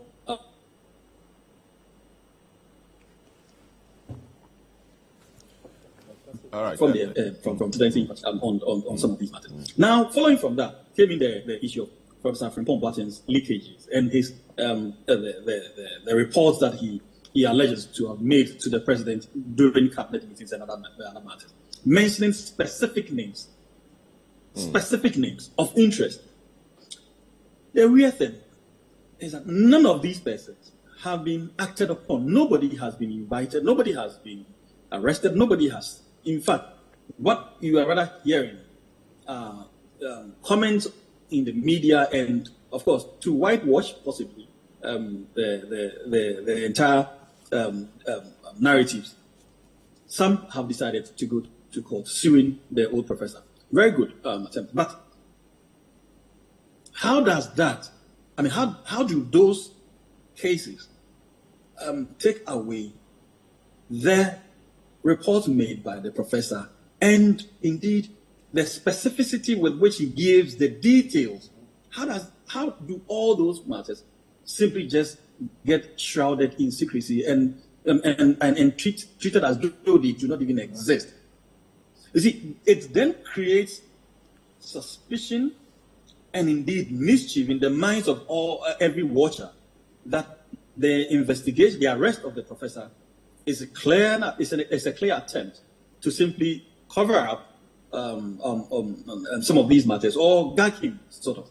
But I do not think that if we are transparent, if we are honest, if we are indeed committed to fighting corruption and indeed ensuring accountability within our public sector system, this would be the right way to go. The professor may indeed be the head of the Interministerial Committee. He may have more answers, but couldn't we have achieved the same objective by inviting him rather than arresting him? Because the man has already shown that he's committed to giving out the information that is required to fight it. Yes, I think we are all proceeding on a one-sided assumption. We've only heard from the professor and his report. We don't know what the special prosecutor has on him. Remember, there are issues of missing excavators. There are issues of even allegations of the involvement of his son, which he has denied. His son, yes. And there are a lot of things. Yes. So we don't know the gamut of information available to the office of the special prosecutor, for which reason the office may think that he is just beyond a person of interest. He may have graduated to a position of maybe a suspect. We don't know that. So the point, yes, so that's a consideration I think we need to make. And if I'm hearing you think the office of the special prosecutor is well within its remit to carry out the process the way it's doing. Only that you feel he should have been granted a self-recognizance bill, etc. But that is a matter of discretion and strategy, is it not? Absolutely, that is. And that is why that is not the focus of my submission. The focus of my submission really is that we are using the office of the special prosecutor as a tool in fighting corruption. And my point is that we have more detailed information about people who are involved in corruption relative to the Galamsey fight. Very well. So let me look at it, for example, this way. The report, the presidency says the report is a collection of many things, maybe throwing names out there, etc. So we lawyers. So your client comes to tell you of a matter. In this case, that I have a license to prospect. I'm prospecting. The minister or the chairman of the committee has stopped me and maybe seized my equipment. They report this to you as a lawyer, and fortunately or unfortunately, you know this minister, you know this chairman. What do? You place a call to him to find out why it has happened so, because the guys have license, and he explains to you, he says whatever he will say. And you don't say that beyond that explanation, the guys continue the work, or beyond that explanation, the lawyer gave contrary directives or orders to their client, which conflicts with what you, the chairman, you're doing. When you put this in a report, it doesn't say anything much apart from throwing out a name, which is a big name. What should the president or whoever, somebody do about this? This is what lawyers do every day. Indeed, Solomon, I agree with you, except that if all matters were treated that way, there would be almost impossibility in the fight against corruption, because really there's no event that has no explanation to it. The ordinary course of any crime in the street, if you listen to the parties that are involved, you notice that you probably may conclude that there's no crime. But dig deeper, investigate. That's where you find that indeed there are more to what you hear. In fact, how many times, asking you, how many times don't you get surprised in court when investigation starts unfolding about your client's involvement in a particular event that you had always thought that he was not guilty of? We always get surprised about some of these matters. So really, relying on the face value of what you are told may not necessarily be an answer if you indeed you are committed to fighting corruption and indeed galamsey. So my point remains that once these persons have been mentioned, even if you think that the information is such a harmless one, there's absolutely nothing you lose by digging deeper, by finding out, by calling them. Remember, I am not asking for an arrest. I'm asking for an invitation. The same thing that I'm advocating that ought to have happened to the old professor. Invite him. Have a conversation with him. Remember, this man has been able to confront the president with information in cabinet. He has reduced the same information into writing and submitted to the chief of staff. That person is not a man who is scared or afraid of giving more information or giving more names. That is the kind of character I would like us to observe from this angle and see how, if he had been invited rather than being arrested, rather than an arrest, how he would have divulged more information, better information, that could have aided all of us in the fight against corruption and galamsey. Very well. Let me bring in Franklin Kujo. Franklin, I mean, accountability and all of that. I know how passionate you and Imani have been about accountability, holding public officers to account, etc., and how it is important to strengthen state institutions so they carry out their mandate. The OSP appears to be doing what you've been calling for every time, but it appears that the public or some sections of the public, those sections are not giving them their due. They think they are being heavy-handed on the good old professor. What do you think, given your position of exacting accountability from public officers? Indeed, you have a public leadership award or something you do, which highlights all of these.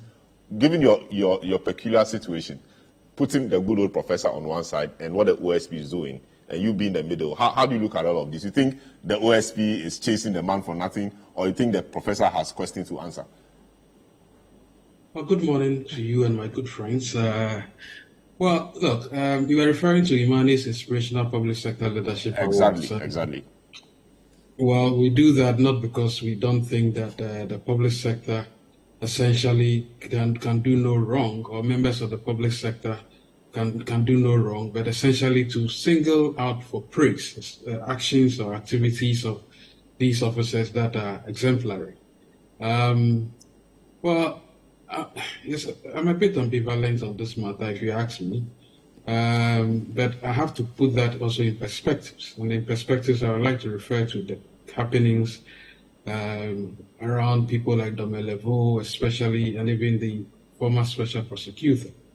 You know, when government sends signals, probably wrongful signals, that they want to interfere in the work of persons who are perceived to be doing things right, then their subsequent actions, even if they were doing so through other institutions like the OSP, even though OSP is supposed to be independent, then everybody begins to be suspicious, you see. So I can understand the suspicions that essentially has dogged this whole conversations about the arrest of the good old professor. And on that, I'd like to latch on to that as well, to say that if the government had acted timeously, when these reports showed that the professor had supervised or had put together, had paid some attention to it. Because again, at the time he finished that report, essentially the Galamsey was at its highest, if not probably the worst right now. And so if the government had acted swiftly at that time and stemmed the tide of all these accusations, we probably wouldn't be getting here. There's a seeming discomfort that we are all expressing because of the timeliness, or well, should I say that? The timing of the arrest of this professor. Never mind, even though the OSP says they had invited him, I think somewhere in May. But I think he had put out this report. His report had been leaked to the press, and he's spoken about it way before the OSP. Somewhere in March, yes. Invited. And the OSP had indicated he was going to investigate the committee in October. Yes, but that's the point. So if the OSP was obviously minded, of course, they said they were going to investigate the activities of the IMC, which was a good thing they did, by the way. Unfortunately, if indeed they were waiting to invite the head of the committee, as it were, then maybe they could have done much earlier. But they could also say that the evidence they have right now, or some of the allegations that have been made, probably are just coming. And the OSP has to explain to us the time. We need to know the timeline between when he set up his committee, when he intended to investigate the committee, as against when he received the so-called allegations against the professor. Because that would be very instructive. Anything that falls short of that will lead people to speculate, including myself, that I think the timing was a bit too suspicious. And maybe he may be saying in other platforms already that there's some sort of lawlessness of his actions. And so he probably has no apologies for that. But it's very instructive that you see, as I said, the government that set up this whole committee and whose report had been presented should have acted much, much earlier. There's something else the OSP has, while I was also monitoring other platforms, and I think the OSP has just said something, essentially to the effect that anything related to corruption within the mining sector, as far as his mandate is concerned, is going to investigate. And of course, he did say something else as well, that anybody who looks on forlornly or sleeps on the job and allows people to get into sites that are not supposed to be mined must also have answers to give to him. So it makes me think that in fact, in terms of timing, and indeed, if you really wanted to deal with Galamsey, you probably want to start dealing with those who have been breaching the mining codes in the first place, rather than probably waiting to now deal with these whole issues around a season of excavating. I'm not saying it shouldn't be done, but if his mandate, as he rightly suggested about 40 minutes ago, that it also includes those who willfully give permission to people to get into unauthorized mining sites. I suspect that is where the mining begins anyway, right? That's where the illegality starts.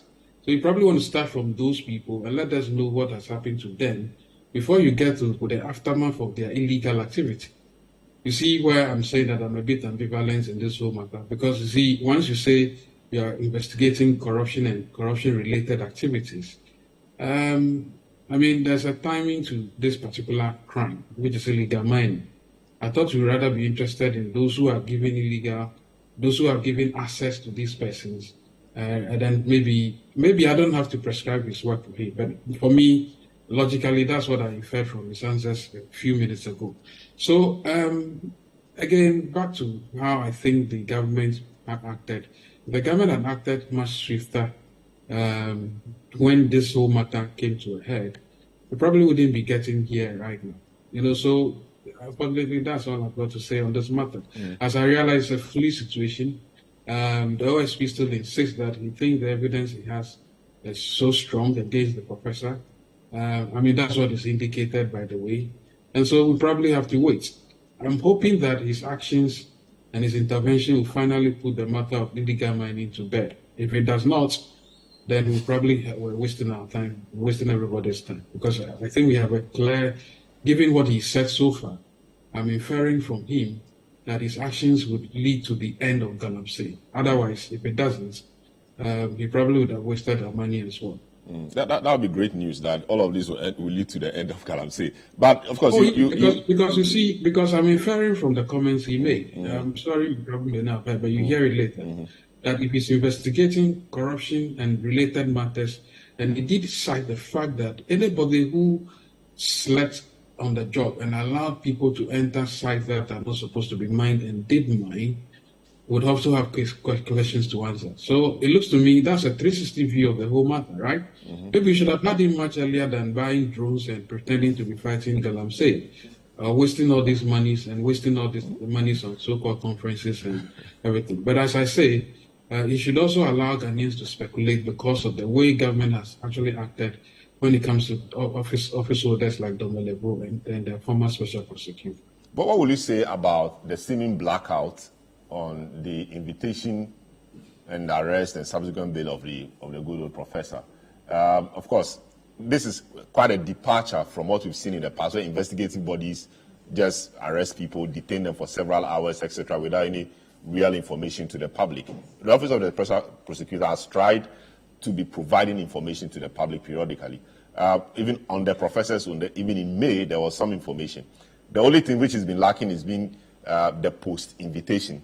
What do you say about that seeming blackout? Does that destroy everything he has done or put a damper on everything he has done? Or you think that strategically they did not need to come out to tell us that the professor has been arrested, bailed, cautioned, etc.? I think the USP makes a very valid point a while ago as well, that look, they are not interested in speaking to the media too soon, and that is not within their remit to do so. In fact, he intimated that it appears that the professor must be the one who leaked the whole information to the media, and probably must have also brought media people to the offices after the program, after his invitation. So on this one, if he's right, I don't think we should really quiz him really about his operations. I think he'll be rather acting in the interest of the persons he invites, rather than trying to say that he's prevented people from knowing exactly what had happened. I see. This is the big issue on 97.3 City FM. We're live on City TV and on City Tube. We are looking at the matter of the special prosecutor, the Interministerial Committee on Illegal Mining, and the arrest and subsequent bailing of the Professor Frimpong Boateng, who chaired the committee. A lot of questions have been raised around the timing of the arrest and how matters were carried out. People think that instead of arresting him, you could use him as a prosecution witness. But that is just what we know. The Special Prosecutor's Office may say they have enough information to pin the professor down. We do not know that yet, but we will see as time progresses. My guest, Franklin Kujo, you just heard, Dr. Clement Apag in studio with me, Dr. Richard Ahiagba, far away in Assin North, campaigning but still on Zoom with us, Justice Abdullahi, private legal practitioner, and Dr. Ken Ashigbe, convener, Media Coalition Against Galamsey. So, Dr. Park, a lot has been said really. Yes. Of course, I know you will surely have some responses to what Richard Ahiagba said earlier, but it appears that, so Franklin, for example, says it's ambivalent, is somewhere in the middle, but clearly the professor has questions to answer if what Franklin is telling us is anything to go by. And this appears to be the way to go. A lot of the work of the special prosecutor at this stage is discretionary based on his professional understanding of what the issues are. Well, Salam, I have no problem with the narrative so far in terms of the responses from, fellow panelists. You see quite clearly that the issues raised by both Dr. Ashigbe and lawyer Justice Abdullahi, and in fact even Franklin, are not that much at variance with my own submission. I think the odd one out is Richard Ahiagba. Obviously. For obvious reasons. And so that is consoling to me and to Ghanaian viewers. The fact that there is some synergy as far as the three of us are concerned should make the case that I am not the one who is the aberrant one. Is rather Richard Ahiagba. and that is why I think it is important that I clarify a few of the issues that he has tried to raise. But he sought to accuse me and the NDC of trying to politicize the fight against Galamsey. And he sought to go back into history and try to make a case. But I see what he forgets is that we are beneficiaries of time, space, and context. So that argument that he has sought to make to suggest that after 7 years, the NDC still ought to be blamed for where we are exposes him very badly. Because look, it says the way you talk about it should be in a certain context. You don't have to talk about it as if the problem didn't even start. You see, we never said that. We never said that. We have never said so. No one in the NDC has ever said that the challenges to do with illegal mining began under the Akufo-Addo Bawumia-led MPP government. But what we are saying is that you had argued that you had an alternative, a better alternative. You had what it took to address the issue. You had a president who even publicly stated that he had put his presidency on the line. But the evidence on the ground, I mean, within the context of the turbidity of our water bodies, even the visual evidence in terms of the drone pictures that we have seen, indicates that the situation has actually deteriorated under your watch. And when Richard says that we had no plan, we gave up, it is not true. We lost an election. You see, I had the privilege of working at the presidency, and I had the unique privilege of being part of a team that, you know, worked on policies and proposals and guidelines. And I can tell you that we had a plan, but we lost an election. So losing an election doesn't mean that we gave up or that we didn't, you know, want to fight. So the plan you had, which you didn't have the opportunity to implement, would have been different from what this government has done so far? Well, in some ways there are similarities. And if I'm to be candid, I would say that they try to even replicate what we had set out to do. So your results for example, you know, we had the idea of reclaiming the land, for example. We had even talked about getting a facility from the Chinese to support us in land reclamation and planting trees in the lands that had been reclaimed. We also had the idea of putting together cooperative groups, which they have now named community mining. And we know what that has that has turned out to be. That is even part of the problem, because community mining, by and large, is for party people and party apparatchiks, and we know what is going on. Wait. And then we also spoke about alternative livelihood. So we had a plan, and they have come, they have varied it somewhat. It has not helped. But the difference is this. We have evidence.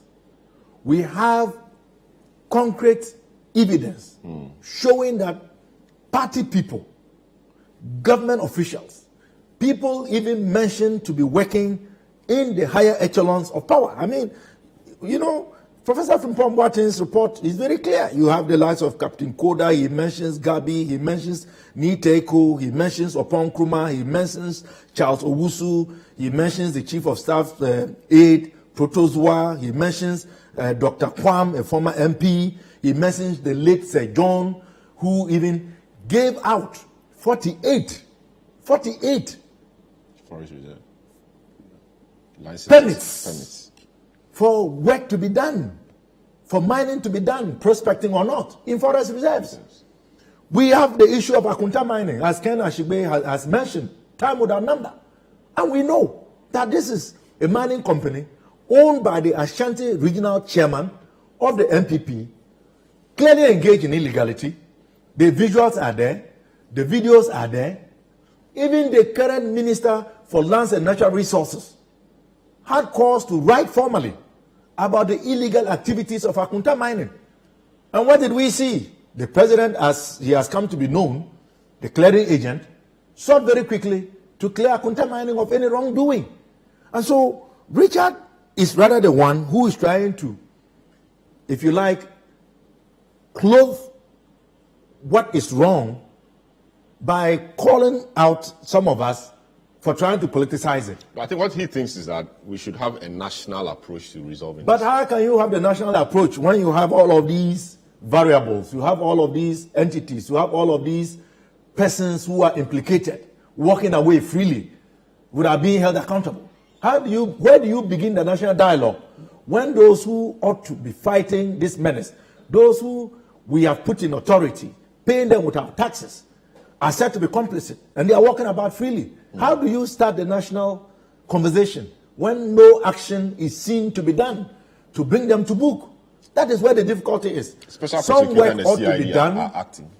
Please, you have heard Dr. Ashigbe.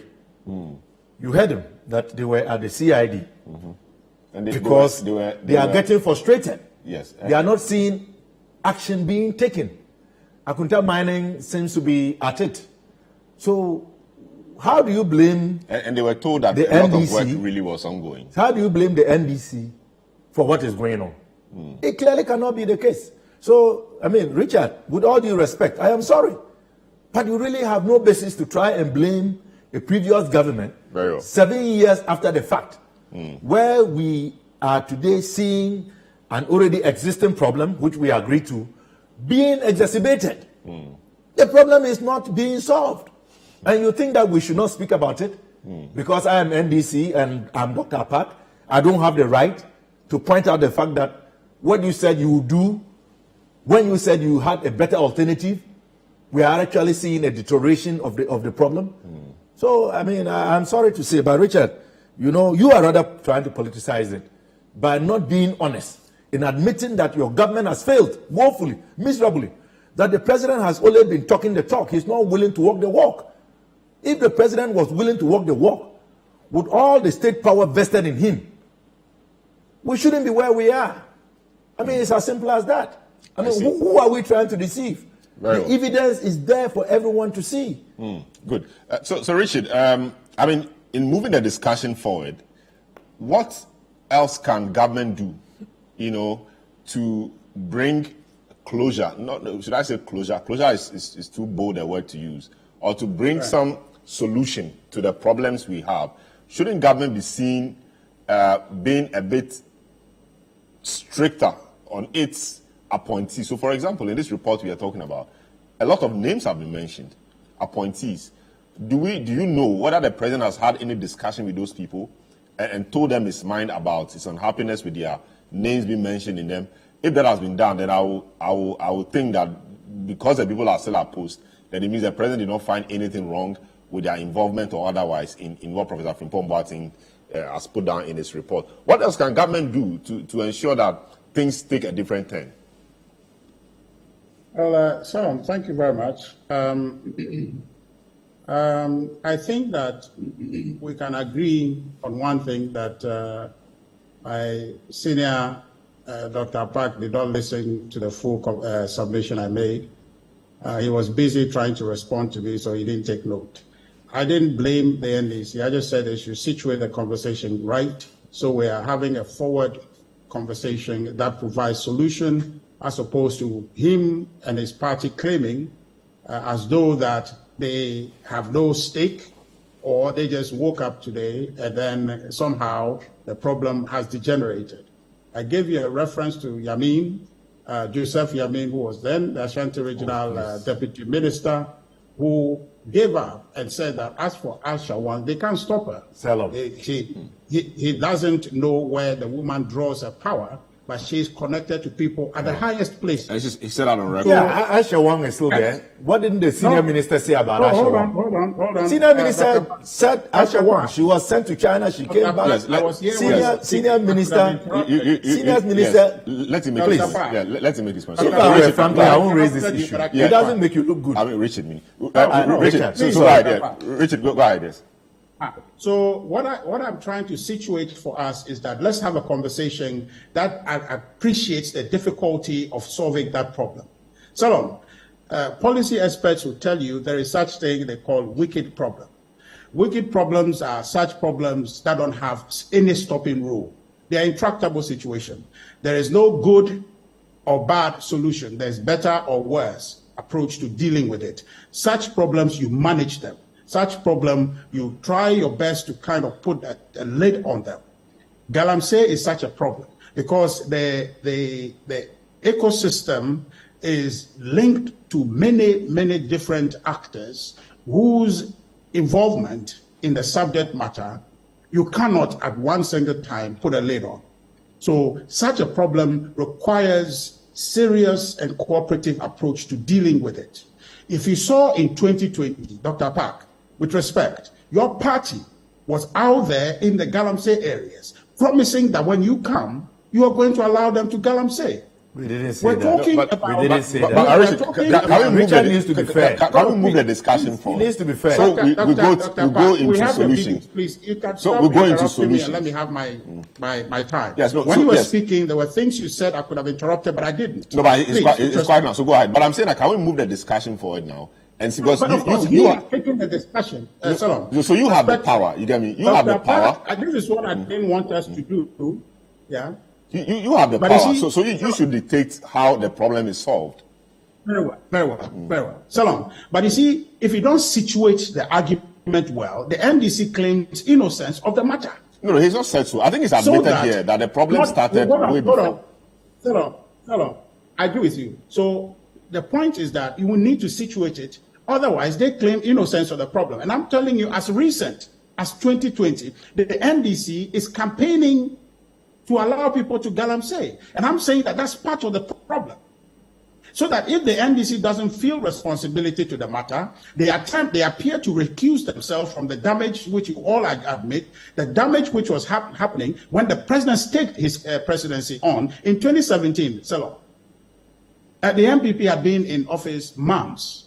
So if the president finds a situation so degenerative, so much that he wants to stake his presidency on, that tells you that there is a problem that is festered, a problem that is worse, that is inherited. Very well. And Richard, now he's how do we resolve action it? to that. How do we resolve it? So Yes. I want to paint the picture so that Dr. Park doesn't sit there with the NDC and claim as though that this thing just happened today and it's the MPP that's created it. So what have we done after 7 years? So you see, I want to the thank problem you, is in festering. So now we want solutions. It's not been Yes, working so exactly. far. So what is the solution? Yes, so the solution is what we've been talking about. And I just want you to create that context so that Dr. Park doesn't sit there and try to align with Dr. Kedashigbe, align with my good friend Franklin Kujo and Dr. Abdullah.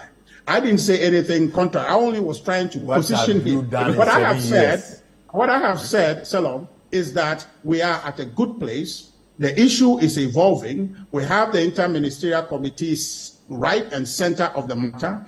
The man in the arena is Professor Frimpong Boateng, and he is now center.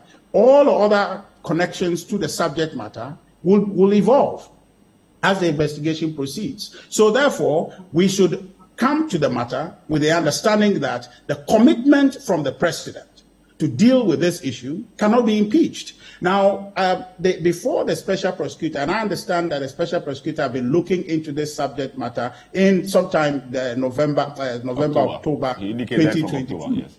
Thereabout, right? So that in context tells you that there is some work that is being done. But I want to mention, the president had, I think, sometime immediately after these reports, a report in court was leaked, referred the matter to the investigation CID to look into. They are also on their track investigating this matter. I've heard they have some difficulties as they proceed with their work, with cooperation with the individuals involved, especially the professor. I would encourage that they cooperate and get the results there to come, so that we can all process it and find some solutions in that to be able to help us move forward. But I want to say that there cannot be any point in time that we would sit and ascribe to the president inaction. And I made that submission from the outset to say, one who has put his presidency on the line to address a problem is not one you say have not shown action. Now, let me tell you what has been our problem. Our problem is that as a people in discussing this matter, have not explored the full scope of the solution available to us. We've been fixated on the presidency and say that that's where solution must come from. So, if you look at all the state investigative agencies whose commission or mandate is clear to investigate wrongdoings in this country, they must not sit and wait for the president to direct them. I think Justice Abdullahi made the allusion to that that the president, there was something that the president needed to prosecute. The president he said the president must show leadership, okay, in prosecuting some of these things. President has shown leadership. That leadership has crystallized in the formation of Interministerial Committee and other organs underneath that to engage the matter front and center. The president is the leader, cast the vision. All the other state institutions who are on state support, funded, must do their work. So the president doesn't have to refer any happening to the Police Criminal Investigation Department. They must be proactive. I commend the special prosecutor, knowing he started this in October. That proactivity is what we're missing in the subject. So every state institution, having been established and given their clear marching orders, must be proactive. The president has shown the direction where we must go. If the conversation always comes back to, oh, what is the president doing? What's the president doing? That's the difficulty. So Richard, let me give you an example. Ken mentioned Akunta mining. Yes. Around the time the minister himself came out to suggest that Akunta mining was not doing the right thing, the media coalition took it up. And even at a program, was in Koforodia, the Catholic Bishops Conference, I think Ken was chairing that meeting, President was there, he mentioned it again. The president's response to him was that, as they spoke, Akunta mining was not doing anything wrong. So when you have the president make such a categorical statement, what signal does it send to the investigative body which draws its power more or less from the presidency? I mean, they'll be cowed because the president has said they are doing nothing wrong. You expect the CID to come and say, no, president, they are doing something wrong. In the context of how things have worked in this society, that will be difficult. So, instead of the president going about, quote unquote, clearing people, when the investigative work he has, quote unquote, commissioned is not concluded, I mean, he's not supposed to be doing so, because it makes the job of those bodies supposed to be independent very difficult. That Akunta mining is a case in point. So, I respectfully disagree. If you were the head of any of these investigative agencies we're talking about, who you assume that would actually cave in because the president has made any comment, what would you do? Would you necessarily just retract because you saw the president made a statement that your investigation proves otherwise? They may be slow in coming out, as we are seeing. So the coalition has to lead them. If they may be slow, if you assume that under the circumstance, if you are the head, you will be slow in coming out. No, I'm not the head. I mean, and I'm not in that office. We're examining the situation. I don't even have the competence to assume the office. No, come on, sir. Don't be modest. No, I don't. You can do it. But the point I'm saying is that time has passed enough, okay? And so that if we needed time or people needed time to be able to say something and all of that, they would have said it. The point I want to make is that, the president doesn't speak unless he has a briefing. So what briefing he has is what he will speak to. The point I am making to you is that if you are investigative authority or agency created part of the government structure of this country, you must do your work. So if, for example, the president speaks and the briefing he's speaking to is to say that there is nothing going on in the forest with Akunta mining, that's a briefing he has gotten from those agencies. So let's make a hypothetical situation to say that briefing is right. That briefing is from the investigative institution, so the CID has not told us, but they've told the president that they are doing nothing wrong. I'm not saying, I'm just creating a general sense, a general situation. That the president speaks to the briefing he has. And the argument I am making to you is that these agencies must be proactive and must do their work loyal to the Constitution and to the people of this country. So if the president has cast a vision, Solomon, if it's cast a vision that we must deal with this issue, and I am committed with my presidency to be the collateral for it, it means that the president from the outset has given all there is to give to address the issue. Now, the challenge we're having, where we are not focusing, is the implementation. And the implementation involves people, institutions of the state. If there are any lapses in the system, let's point them out, let's deal with them. Now we've gotten to a point where there's an investigation going on. We are all interested in that. We must follow it duly and get to the point where we find the evidence that the special prosecutor will come. There's been calls for the institution of another committee or commission of inquiry into all the workings of the Galamsey and the Interministerial Committee, etc. What do you think? You think it's a good call, or you think it won't go anywhere? Well, Solomon, I've told you about the nature of a wicked problem in policy, right? There are no stopping rules for them. And this is not me making it up. This is what the experts will tell you. There is no one specific way. There's no stopping rule for an intractable problem. So you cannot have a silver bullet policy idea to say that that's what you use to solve a Galamsey issue, because that's just the nature of it. So what we need is a constructive conversation, one being led by you. The only thing our challenge has been this morning is how to steer Dr. Park in the right direction to be able to speak to the issue rather than try to politicize. I don't think what else from you. I don't think so he doesn't decide the way I communicate. Don't worry. So let me just land. So I want you to land. We ran out of time. Not me. I want you to land. Richard, you land quickly.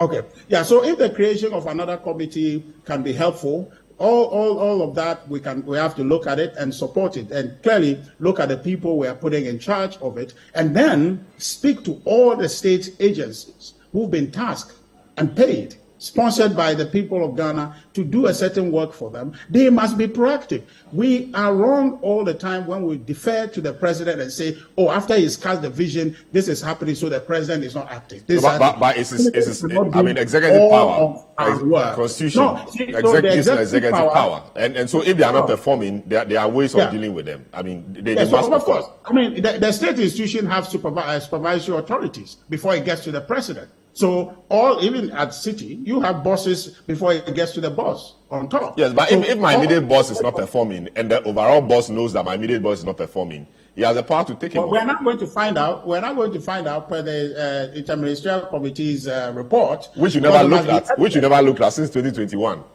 No, that was not a report. Anyway, so it's all right. Let me bring back that. Just a second. Just a second. So what I'm trying to tell you is that there must be layers of supervision. And before you can conclusively say that on this program this morning, Salom is not performing or Salom is performing excellently, there must be evidence of that submitted, and on the basis of that decision taken. So you cannot just say that on hearsay basis, which is the balance of this report that Professor has put together. It's on the hearsay basis. This person said this person said that. When you are submitting a report to your boss, but he met the people. Richard, I mean, you're going back and forth. There's no time. He met some of the people. Some of the people called him, not hearsay. Some of the people called him. Sometimes he gave orders. He confronted some of the people, and he met the president with those information. So it's not hearsay. I'm not questioning the report. I'm only saying that if you submit such a report to the president, you don't want the president. So you want the president to call the people. Is it true that you call this person? So call me. Let's deal with it. Let's deal with the problem. So you do a conclusive report. So if I call you, Selo, to say that you are the boss at City, that what's called Umaru is not doing his program well, you want evidence. You don't want to call me after you get a report. So Umaru, somebody said that you are not doing your work. What is that? You get the president evidence, and that supposed report doesn't have those. So the point we are getting to now, the special prosecutor will give us clarity. Very well. I think he's the outcome of that investigation from the OSP will give us crystal clear evidence on which to act. Thank you. Thank you. Then you can expect action. Now, thank you. Solomon, a quick point. You have to be fair to them. Just a quick point. You give the closing remark. You give the closing remark. Let me take. You are letting Richard get away. No, he won't get away. You are here with me, so you are here with me. Ken, I mean, the politicians are running us in rings. So, can I get two solutions from you on this whole the special prosecutors matters are only opening up the problem we have. What two solutions can you proffer to all this happening in the Galamsey area, the committee, the special prosecutor? How must we deal with it? Two points. I think that one of the first things we need to do is the president should form either a committee or a commission, an independent one, all-inclusive one, that should sit openly and collect all the evidences with a mandate, and you tell people are the lawyers. The instrument that forms it should ensure that when they are done, their work can help us subject people who have to be prosecuted, should lead to reforms of the way the governance of our systems work. And then the second bit is that the president should just hold those who are accountable to account. The president have district chief executives who are the district mining committee chairpersons, who are the district security committee chairpersons. He has regional ministers in this particular place. Just as Otunfo has said that any chief who has galamsey happening in his community is not worthy of being a chief. What we need to do is to hold the people to account. The president met all those DCEs some time back.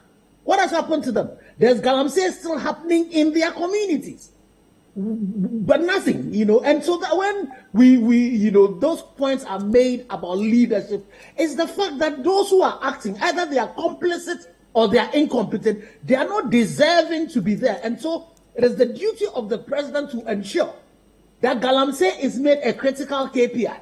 So regional ministers, DCs, MCs, even MPs who are serving in these communities, and the various security chiefs, the various organizations that have mandates should be held accountable to what it is that they ought to do. We are not doing just that, and that is the reason. And then finally, there should be a lot of transparency in the way that we deal with all of these issues.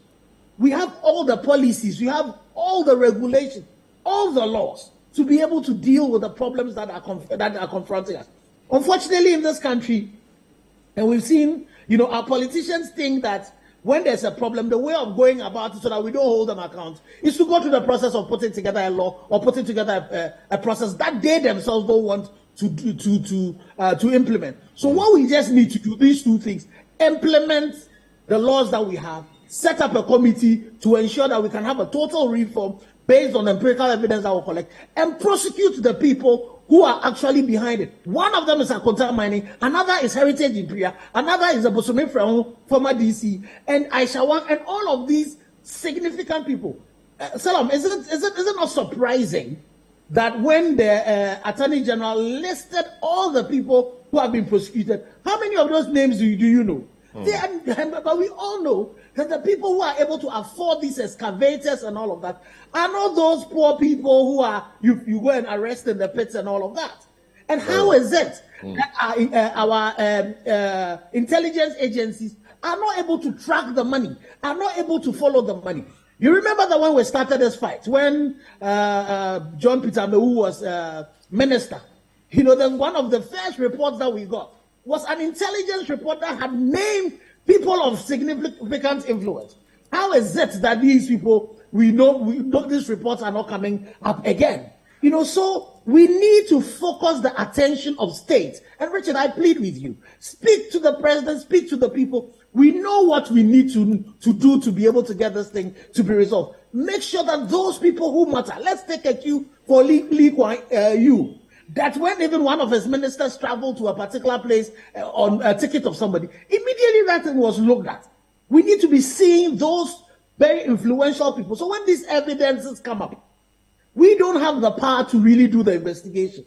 The state has. Let's dedicate resources to it to ensure that we can uncover these things and be able to deal with this problem that is going to take us all out if we don't deal with it. Very well. Franklin, just two solutions to the problem. Well, I guess I think the point I need to make is let's stop the pretense. I don't think anything significant has been done. I really don't see anything. I mean, if there was anything that ought to be done, it should be apparent by now. This is not a matter that cannot be solved.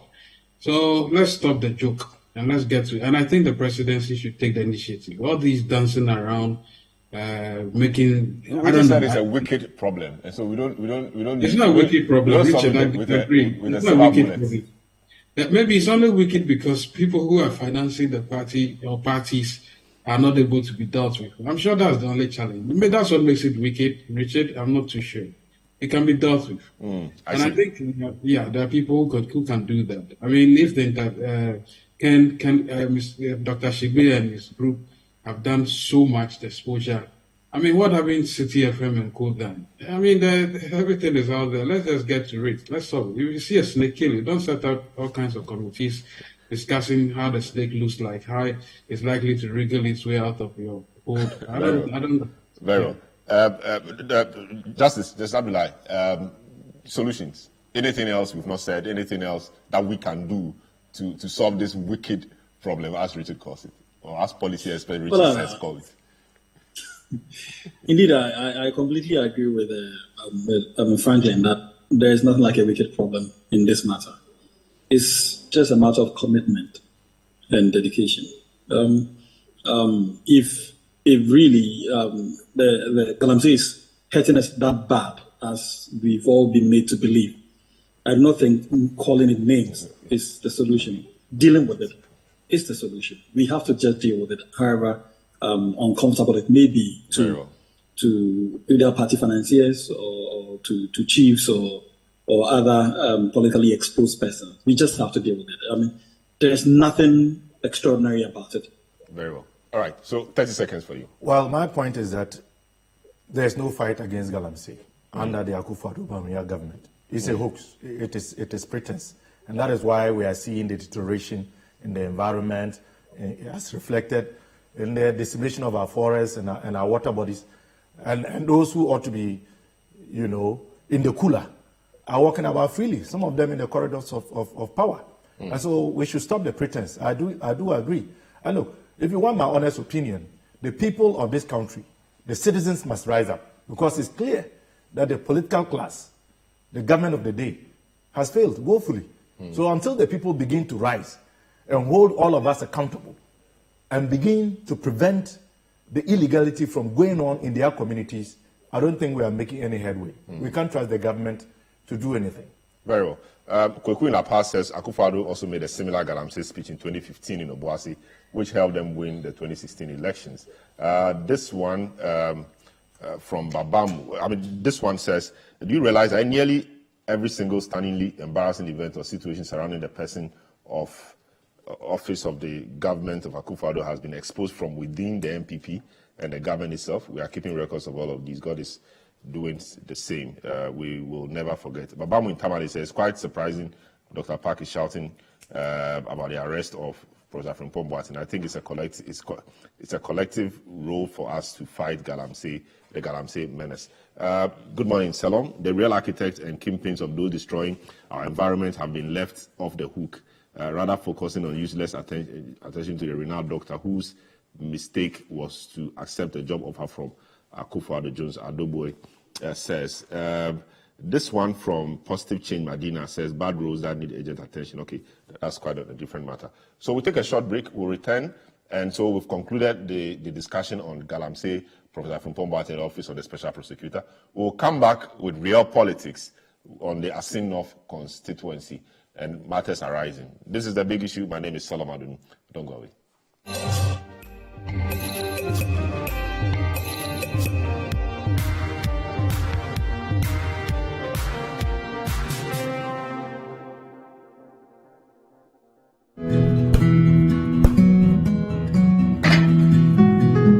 This is the neighborhood I'm having my twins. The very reason why I took it for us. See, the price is very good and it's spacious to contain all of us. Alphabet City. Now I'm a landlord. I don't pay rent. And my Airbnb business is booming. To me, Pamini, bank and I'm not Alphabet City. The pension pay me 20%. The payment plan, I want to share my just very smooth. This is a healthy place to raise our families and creating peace. Come on, be my neighbor. Alphabet City, the ABC of home sweet home.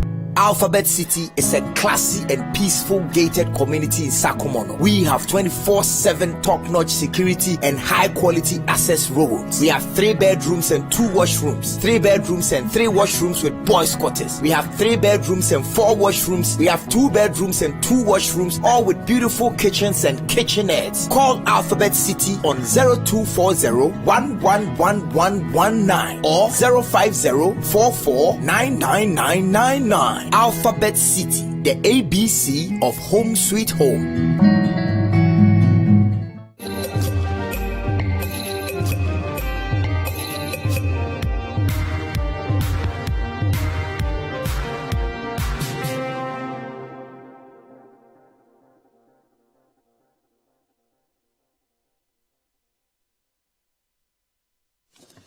All right, you're welcome back to the big issue.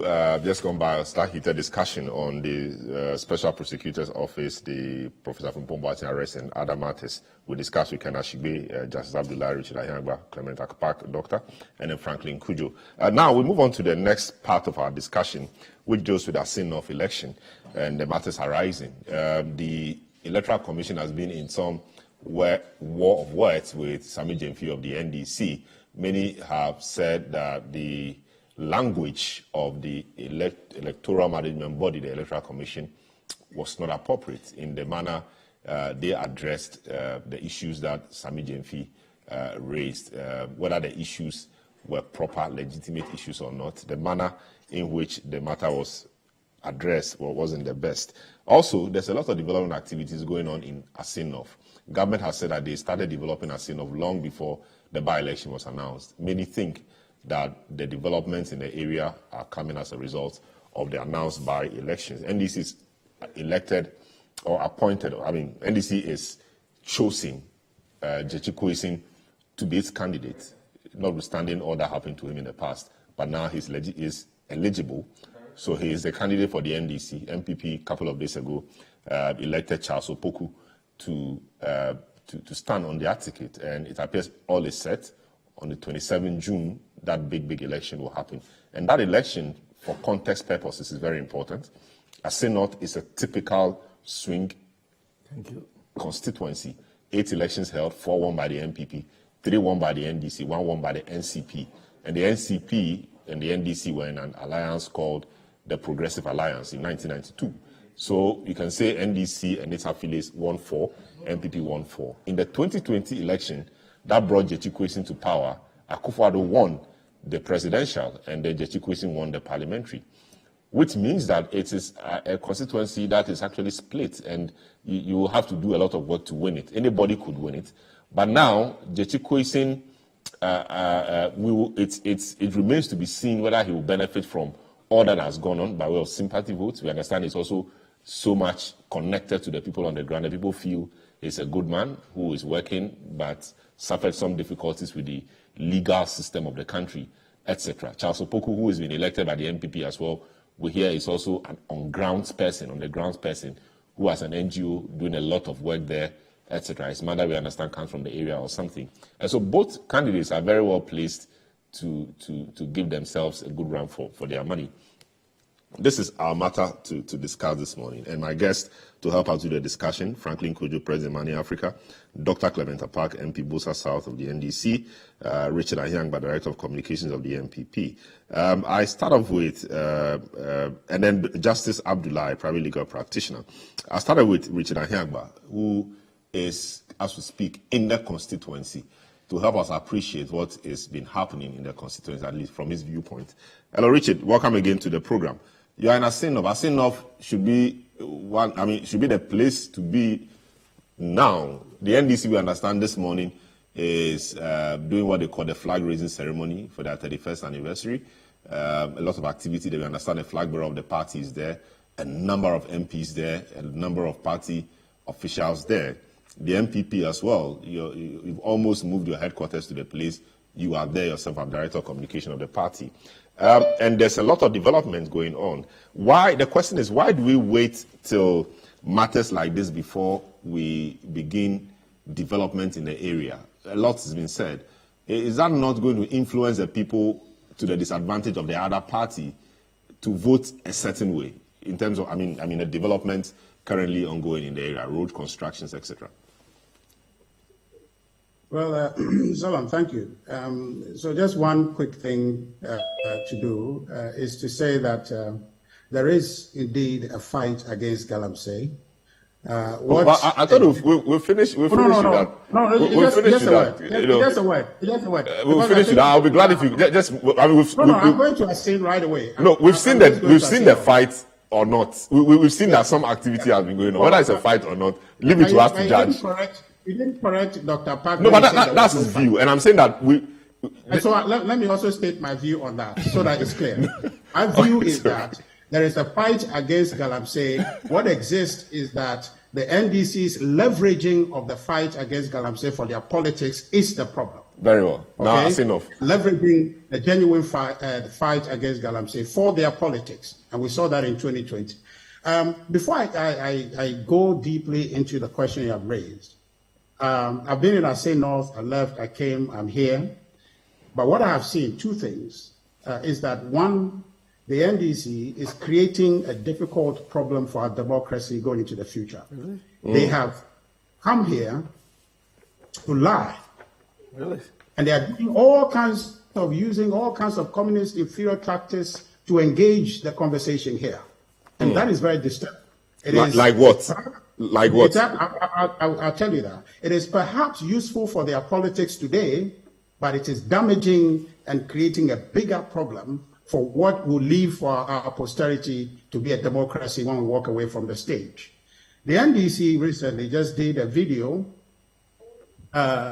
falsely attributing to our constituency chairman here, saying that he is giving up, that, we are going to lose the seat, and therefore they are just here just to, do what they can do, but then ultimately the NDC is going to win the seat. The video had your chairman speaking? Completely, it's not him, it's made up. And you are sure the NDC did that video? Absolutely. I've just spoke with my chairman this morning. I was here with him. One who is engaged organizing. As we speak now, he's at a... we're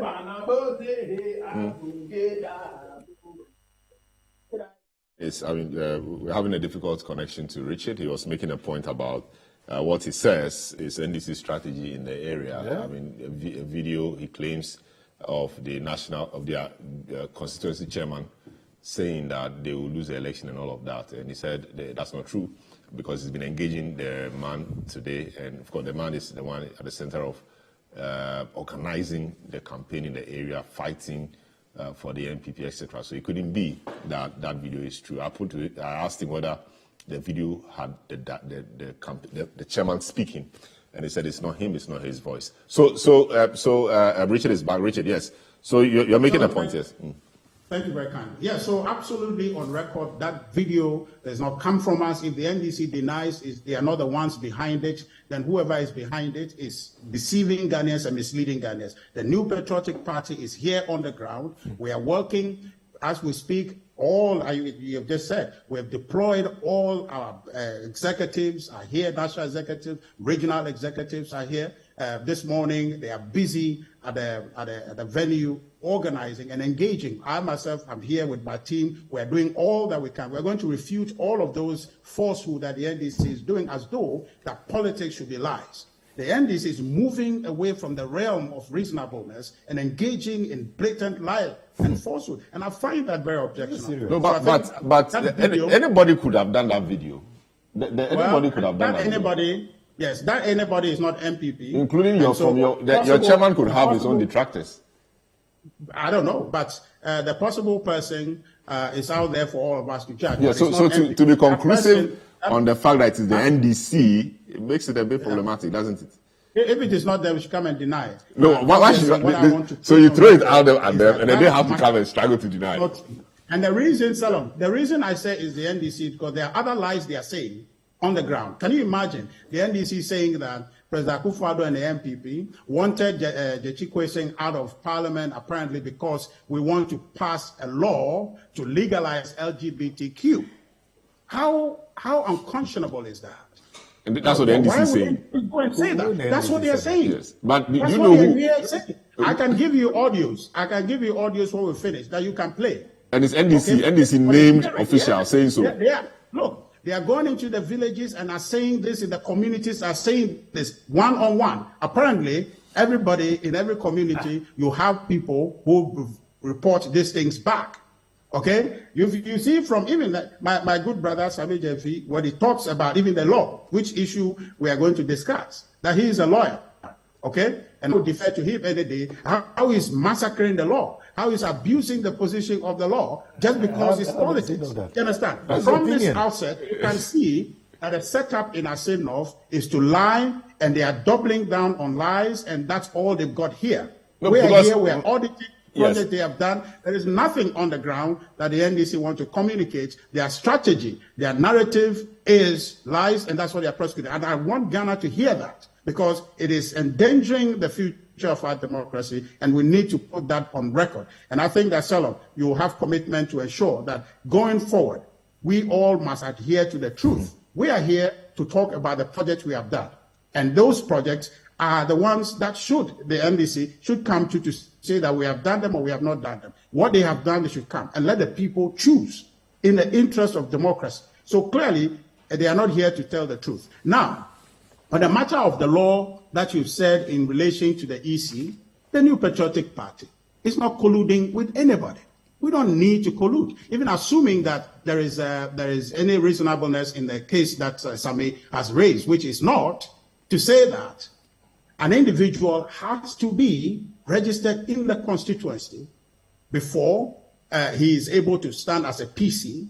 If that situation existed and it is clear in law, Salom, the New Patriotic Party would not have approved of the application of Charles Opoku to contest on our ticket to begin with.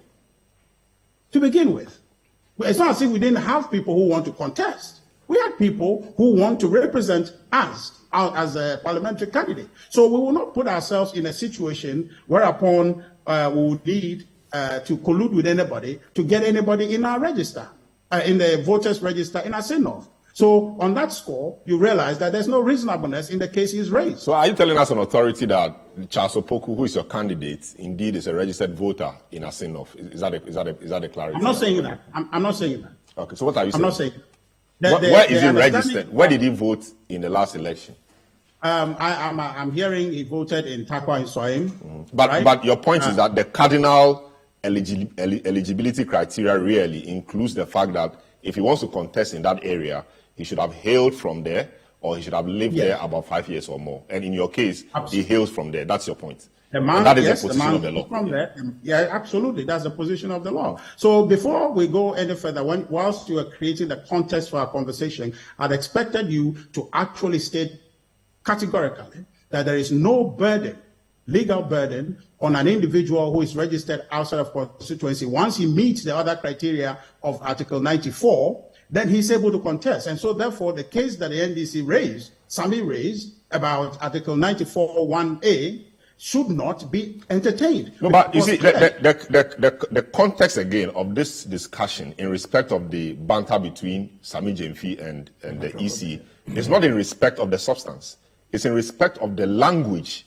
Sami Jemfi is a politician. Bad language, I'm not saying he uses bad language, but bad language from anybody is not correct. But a state institution, independent institution like the EC, using certain language known for politicians, right or wrong, is unacceptable. That is the point we are making. So, for example, if the EC goes ahead to say that Ghana's democracy has come of age, and we call on Sami Jemfi to exercise maturity, decorum, and truth in his discussions on the EC, and we urge him to go out and campaign and leave the EC alone, and other things. These have been said by many governance experts, etc., to be in bad taste. You expect the EC's choice of language to be a bit more nuanced and better than this.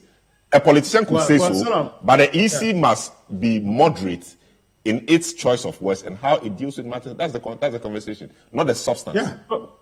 Salam, the EC is not infallible. So I won't speak for the EC. So will you admit that the choice of words in this context, in this matter, are wrong? Anything for the EC. I can't admit anything for the EC. No, but you are a player in the arena.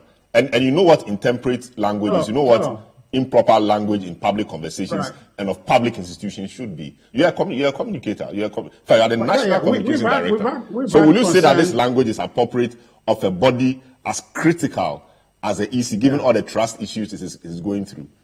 Is this proper language? Salom, this is a big issue. Let's not major in the minor. I'm not. This is the substance of this discussion, really. No, Salom. I'm not even talking about EC's response to the NDC. I'm talking about the initial unprovoked release from Sami Gyamfi that claimed that the MPP is colluding. I'm interested in the MPP angle of this. Yeah, so you've made the point that the MPP is not colluding. You've made that point. Yes, but then also, so I want it to be clear. No, and even you see. What brought about this whole thing that dragged MPP into it? If Sami had that conversation with EC about language, that's fine. But he brought us into the conversation. And I want us to be on record to say that Sami is wrong about that because he muddied the name of MPP here. He's created an impression that the MPP is engaged in something which is not true. So the conclusion of that matter should be clear that everybody, we should be able to say on this program, and some of you being a lawyer, to say that it is not true that the MPP would do a thing like that because there is no legal reason why we would want to import or export or smuggle Charles Opoku's name here, because the law does not require him to be registered in this voters register in Assin North before he can stand as a PC. If we don't resolve that, then the MPP's name is still not cleared in the matter. And so whatever else it has to do with the EC can respond by themselves. Okay, so I want to make that point clear. So that is part of the lies that the NDC is engaged in the Assin North conversation. That everybody must know that here in Assin North, the NDC came to lie, and they've started, they are lying on the grounds, and the letter Sami brought is part of the lies because there is no constitutional obligation on the MPP to make sure that Charles Opoku, who then was not even our candidate, somehow is smuggling his name into that. So if you are able to put this part of the piles of lies that the NDC is blasting off, then you create a picture for the country to know that the NDC doesn't mean well for our democracy. They mean well only for their politics. And so whatever means, whatever procedure, whatever strategy that advances their political interest, whether that advances the interests of Ghana, that advances the interests of our democracy, that does not concern them. Once it's good for their politics, they'll do it. Very well. Point I want to make clearly. Very well. Now, I'll come back to you. I mean, you've had a good time. You've had a good time. We have three other panelists. Maybe we need to do a one-on-one. One day, the big issue is just between myself and you when you come to the studio. Then we'll do a one-on-one for 3 hours. Thank you. I'll cede my time. Okay. I'll give my time to Dr. Park. Give it to you. No, you don't have any time left, actually. So I mean, he's raised a number of issues, of course. There's a lot of campaigning there. His point is that your guys are not being fair. They are not campaigning fairly. They are using lies. Lies, lies, LGBT lies and all of that. When you know that your candidate, according to the court, was not qualified at the time he submitted his nomination or he filed to be MP, and for that reason he's been expunged. His name has been expunged from Parliament. That should be the reason, and not that Akufo-Addo wants him out because of LGBT and all of that. Is that what your guys are doing on the ground? Well, I totally disagree. I think that Richard is misrepresenting the facts and the issues.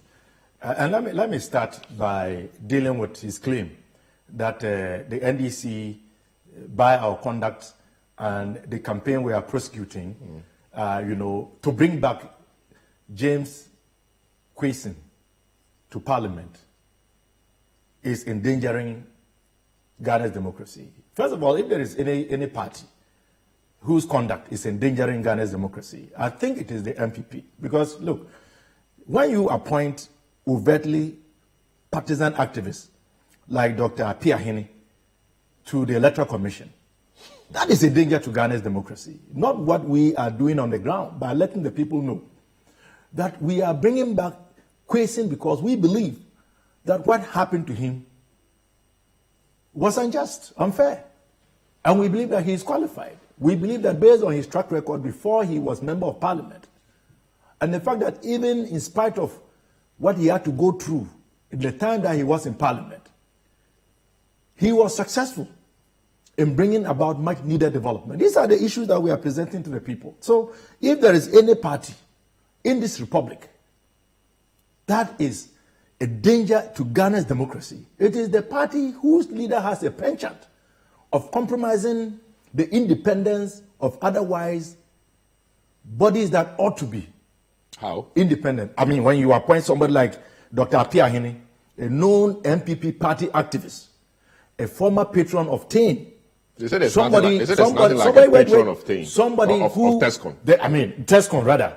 The videos are there. Somebody who has gone to programs to defend MPP and speak against the NDC as a member of the Electoral Commission. What is more dangerous to our democracy than that? So when we speak about who is endangering Ghana's democracy, please, they should look in the mirror. We know who is doing that. Certainly not the NDC. Then he speaks about lies that we are peddling. He talks about an audio, and he claims that this is something that was created by the NDC. Which voice experts has he given this audio to, who have analyzed this audio independently to exonerate the chairman of the MPP in Assin North? We didn't create that. If it's the voice of the chairman, we didn't know the create voice that. of the chairman. So, for example, if there's a tape, what I'm saying is that we didn't create it, and I know that's not your voice. We didn't create it. It is none of our business what their chairman says. We have not circulated that audio. He is making claims and allusions. He's trying to blame us for something we know nothing about, and he rather speaks in very definite terms, as though he has any evidence to prove that the NDC is behind that audio. Let's put that aside. Look, if we are going to speak about lies, everyone knows that the MPP is legendary about lies. I mean, you said that we said we were going to cancel Free Senior High School. We never did. You have said that you won't go to the IMF. You have gone. You have said that every Ghanaian is going to have a bank account. It has not happened. So if we are going to chronicle lies, even within the context of Momo, they said that if Momo was not passed, E-Levy wasn't passed, Free Senior High School was going to be cancelled. Are they not all lies? No, so it was passed. So it has not been cancelled. Are they not all lies? But we all knew it was a lie. So if we are going to go within the context of which party has a tendency to tell lies and to embellish, I think that the MPP stands tall. So in the context of Assin North, they are campaigning on the projects and things they have done for the people. What's the NDC's message? Our message is based on our previous record. We have done a lot of work in Assin North. We have built schools, we have built cheap compounds, we have done roads, and even the current candidate that we have proposed, Kwesen, his record is very tall. People that he has helped individually, people that he has supported, lives that he has brought and procured with his own resources. He has a track record that he's running on. So we don't have the need to embellish, and we are not trooping there, taking heavy machinery there to go and do roads, to hoodwink the population to vote for us because there's a by-election. And I can tell you, Judge Kwesen is going to win this election. And that is why the audio that is out is affirming. They know they are going to lose, in spite of everything that they are seeking to do to try and sway the minds of the people who are going to bring back Judge Kwesen because he's a good man who gave away a foreign citizenship, came to Ghana, met all the conditions. The Electoral Commission did not object. He had gone on to do what he had to do, and it was not his fault that as a result of COVID, the Canadians were unable to give him the final certificate of renunciation. Is it not interesting that the very same government which has tried to blame their failings, the reckless borrowing, the blatant corruption, barefaced, unbridled corruption, and economic mismanagement on COVID and the Russian-Ukraine war, today COVID no longer is an issue that can excuse somebody's inability to get the final copy of his immunization. So the court said that once he did not have it, it made him ineligible. Well, whether COVID or not, we have raised objections to that. Clearly, we cannot oppose the decision of the Supreme Court, but we have voiced our concern about that interpretation. Is it at the beginning of the process, picking the form, that is important, or is at the time of the election itself? You know, so we have raised questions about that. The law has said at the time of filing the nomination. There's an case. Even granted, that is the case. But should it be the Supreme Court making that determination? Is it not the first time that the Supreme Court has waded in as far as a matter to do with the annulment of an election or otherwise has come into being? You are a lawyer. They went up until now for interpretation of that provision, and the Supreme Court has original jurisdiction to deal with matters of interpretation. But be that as it may, we understand your party is there this morning. Yes, we are. And so the point, I just have to dismiss all of these attempts to try and let it look as though it is the NDC that is a danger to our democracy, and we have concocted some audio that we are circulating, and then he goes on to speak about LGBT, and now we are using that to campaign. Where is the evidence to that effect? Then he tries to malign Sami Gyamfi for stating his opinion. We are in a democracy.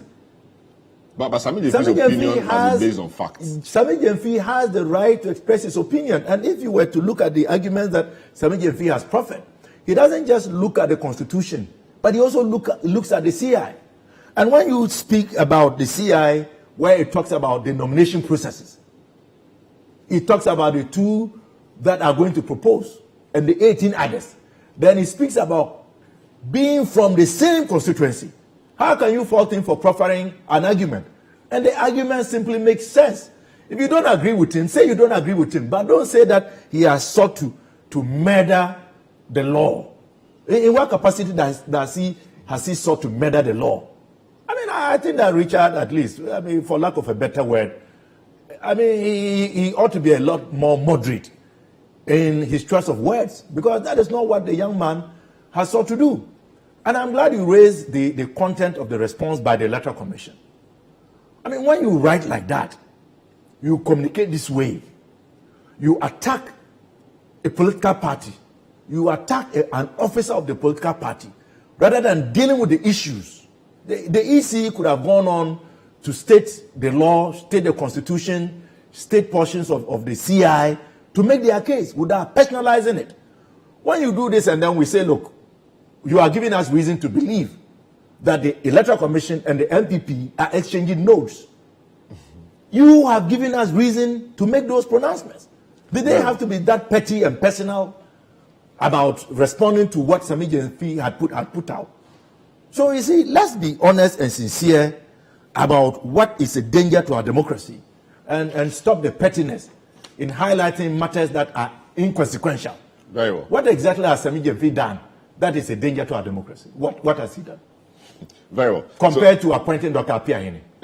What is more of a danger to our Let me go to Franklin. Franklin, you have had I wanted to say you worked with the current chairperson of the EC and things before. So, but you know, looking at my concern is the letter and the language and what Sami Gyamfi said and everything. The EC, what do you make of the EC's language in that letter? And are we also saying that we are exculpating or absolving Sami Gyamfi also in the manner he also raised the issues, or because the EC is a public institution, independent and everything, you are expecting higher standards from them? Let me just quote a paragraph of their letter. It said, over the years, Sami Gyamfi and his party have put out false claims aimed at maligning the integrity of the EC. This was evident in their petition to the Supreme Court after the 2020 elections, alleging that they had won the elections. It is well known that they could not provide evidence in court to support the allegations. This current allegation is no different. It is baseless and unfounded and a figment of the imagination of the National Communications Officer. We call on all well-meaning Ghanaians to ignore it. Ghana's democracy has come of age, and we call on Sami Gyamfi to exercise maturity, decorum, and truth in his discussions on the EC. We urge him to go out and campaign and leave the EC alone. Is that harsh, or you think that's in order? Quite frankly, that administratively is a bit too streetwise type of response. I think it is important that the EC decides to stay above the partisan frame. I mean, all those references to the earlier, court cases, a bit too. I think they were just too much for me. They could have just said, "Look, this is not true," and that if they think it is true, they should probably head to court or something like that. And then it would have ended the matter. Because allegations will be made anyway. I mean, in a political contest, especially like the one we are currently going to have, definitely there will be aspersions being cast. And in every election, these things are somehow, I'm not saying they are so permissible, but there's a certain extent to which people become suspicious of actors in an election. So, quite frankly, that I thought administratively was a bit too far-fetched, and it shouldn't have been written at all. But otherwise, I mean, in the context of this nature, I'm just hearing the audio about the chairman.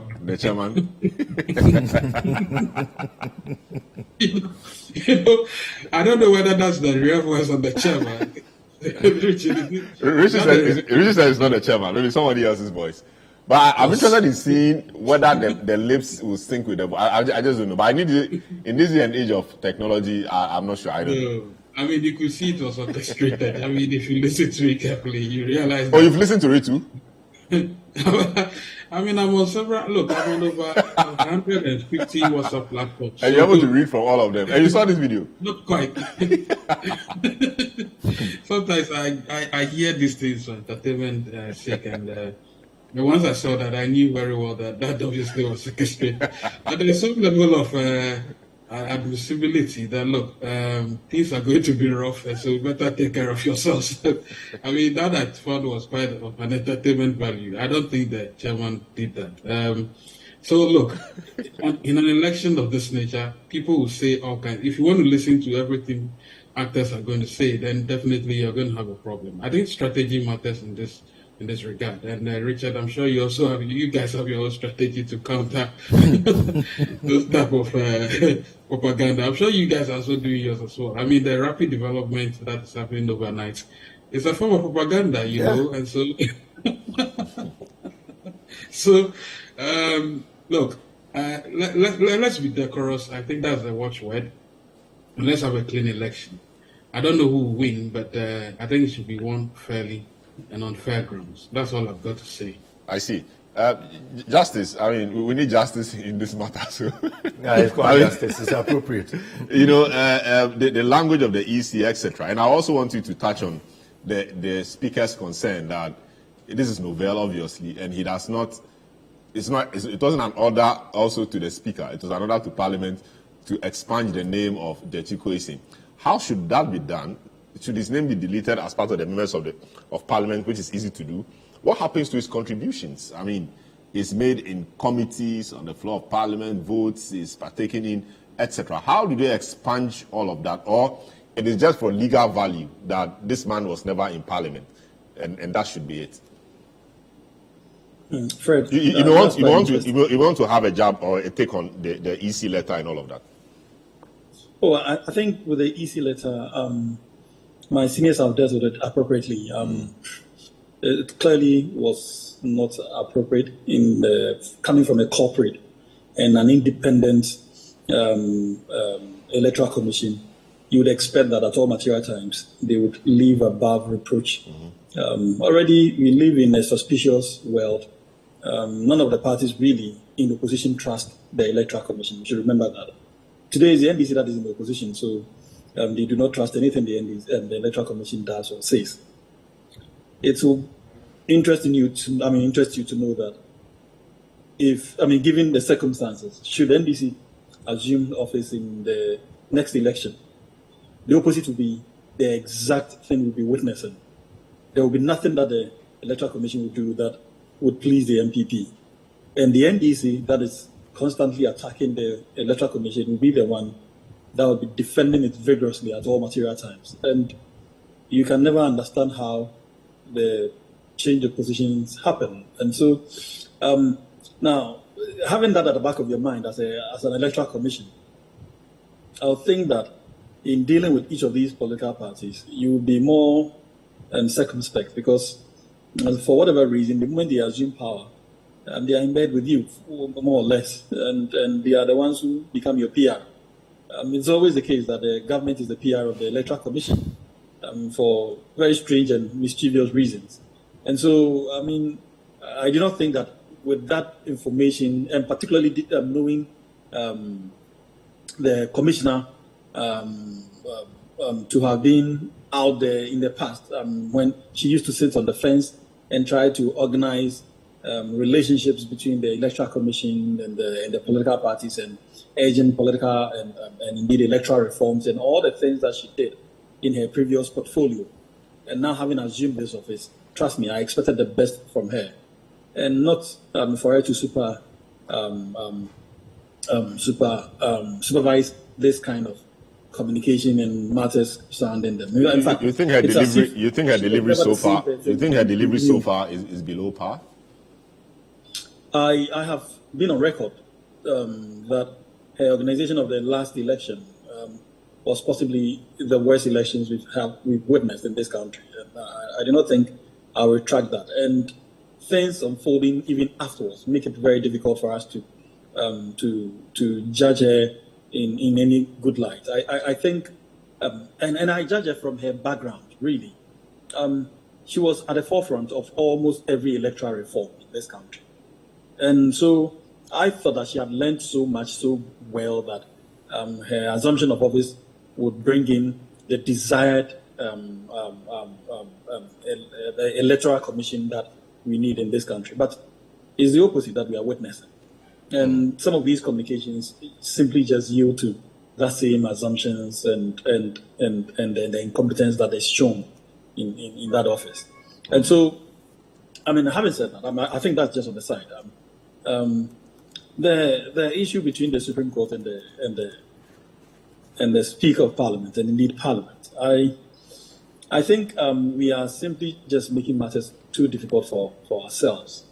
The Supreme Court has made a declaratory order, which was on the back of a writ that was issued for declaratory orders by the same person who sued Judge Kwesen, that is, what's it called, some Myanmar, I've forgotten his name. And so once you have this order coming from the Supreme Court, asking the detailed questions as to who implements the decision, the order has been made against Parliament. Parliament has gone ahead to declare the seat vacant. Declaring the seat vacant naturally will not affect any other matter or thing that the MP, impugned MP, might have done whilst in office. Indeed, it's almost the same as maybe the president being declared unlawfully elected, and so having to be removed from office. You cannot undo everything that the person has done. The law doesn't operate that way. Whatever the person did in the past cannot be wiped out. You can't do that. So everything that remained in the past would remain. And even if you want to make a retrospective orders, I think it will still be sensitive to national issues. Otherwise, really, national development and contracts and commitments that have been made by Parliament and indeed the executive would all have to be washed away with that kind of an order, because Parliament took several decisions, approval of loans and all kinds of things. Then it means literally we would have to start everything all over again from the moment the man stepped into office, and that is not, the Supreme Court, and not in no court would make such orders to retroactively reverse all transactions that were done because of his involvement, because his involvement indeed would have tainted those transactions, and no court would be willing to do that because literally it takes all of us backwards, and the whole nation would have to go in reverse gear, and I don't even know how that would be practically conceivable. It's not, and no court will do that. And so, having said that, I think we also need to recognize that usually with such matters, when you're dealing with political leadership, orders that are made may be retroactive, but do not operate to change decisions that were made in the past. Very well. All right. Thanks so much for that. So I end with you, Dr. Park. Yes. Of course, maybe on a different matter. I know you are on the Education Committee of Parliament. Yes, that's correct. Richard, let me finish this. On the Education Committee, there's been issues about school feeding, etc. I mean, now the World Bank has released $150 million for funding for school feeding and a few other social safety or safety net matters. That should come as great news to school feeding people, buffer stock, etc. Because you have been campaigning for that, and now we have that money. That should make you happy. Well, ideally, yes. But the point is that we are not seeing the effect of the resources that you just spoke about. So as we speak now, the school feeding caterers are still on strike for two reasons. They are asking for the fee per child per day to be increased from the 97 pesos to 3 cedis 50 pesos. Government is proposing 1 cedi 20 pesos, and I think that is not fit for purpose. Their arrears still outstanding. Capitation grant 2 has not been paid now 6 times, and it's putting a lot of pressure on the heads of public basic schools. They are having difficulties running the basic schools.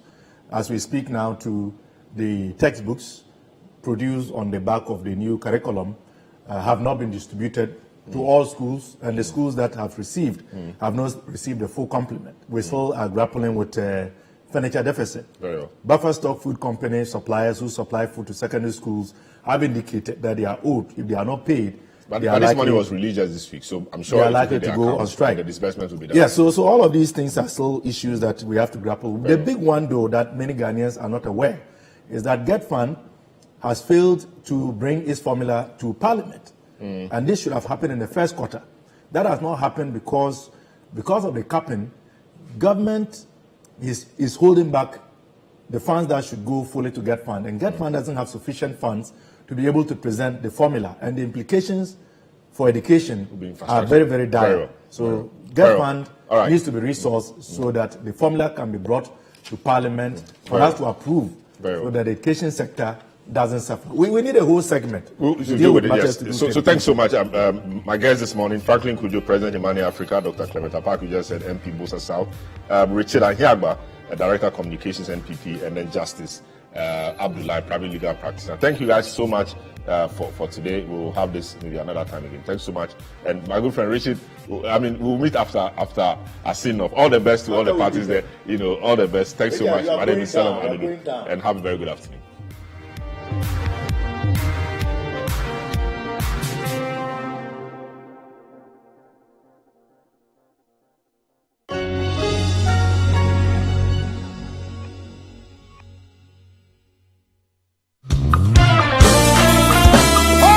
Are you ready? Put on your dancing shoes and join Reverend PJ Marquis Praise on the 6th floor with a live recording of his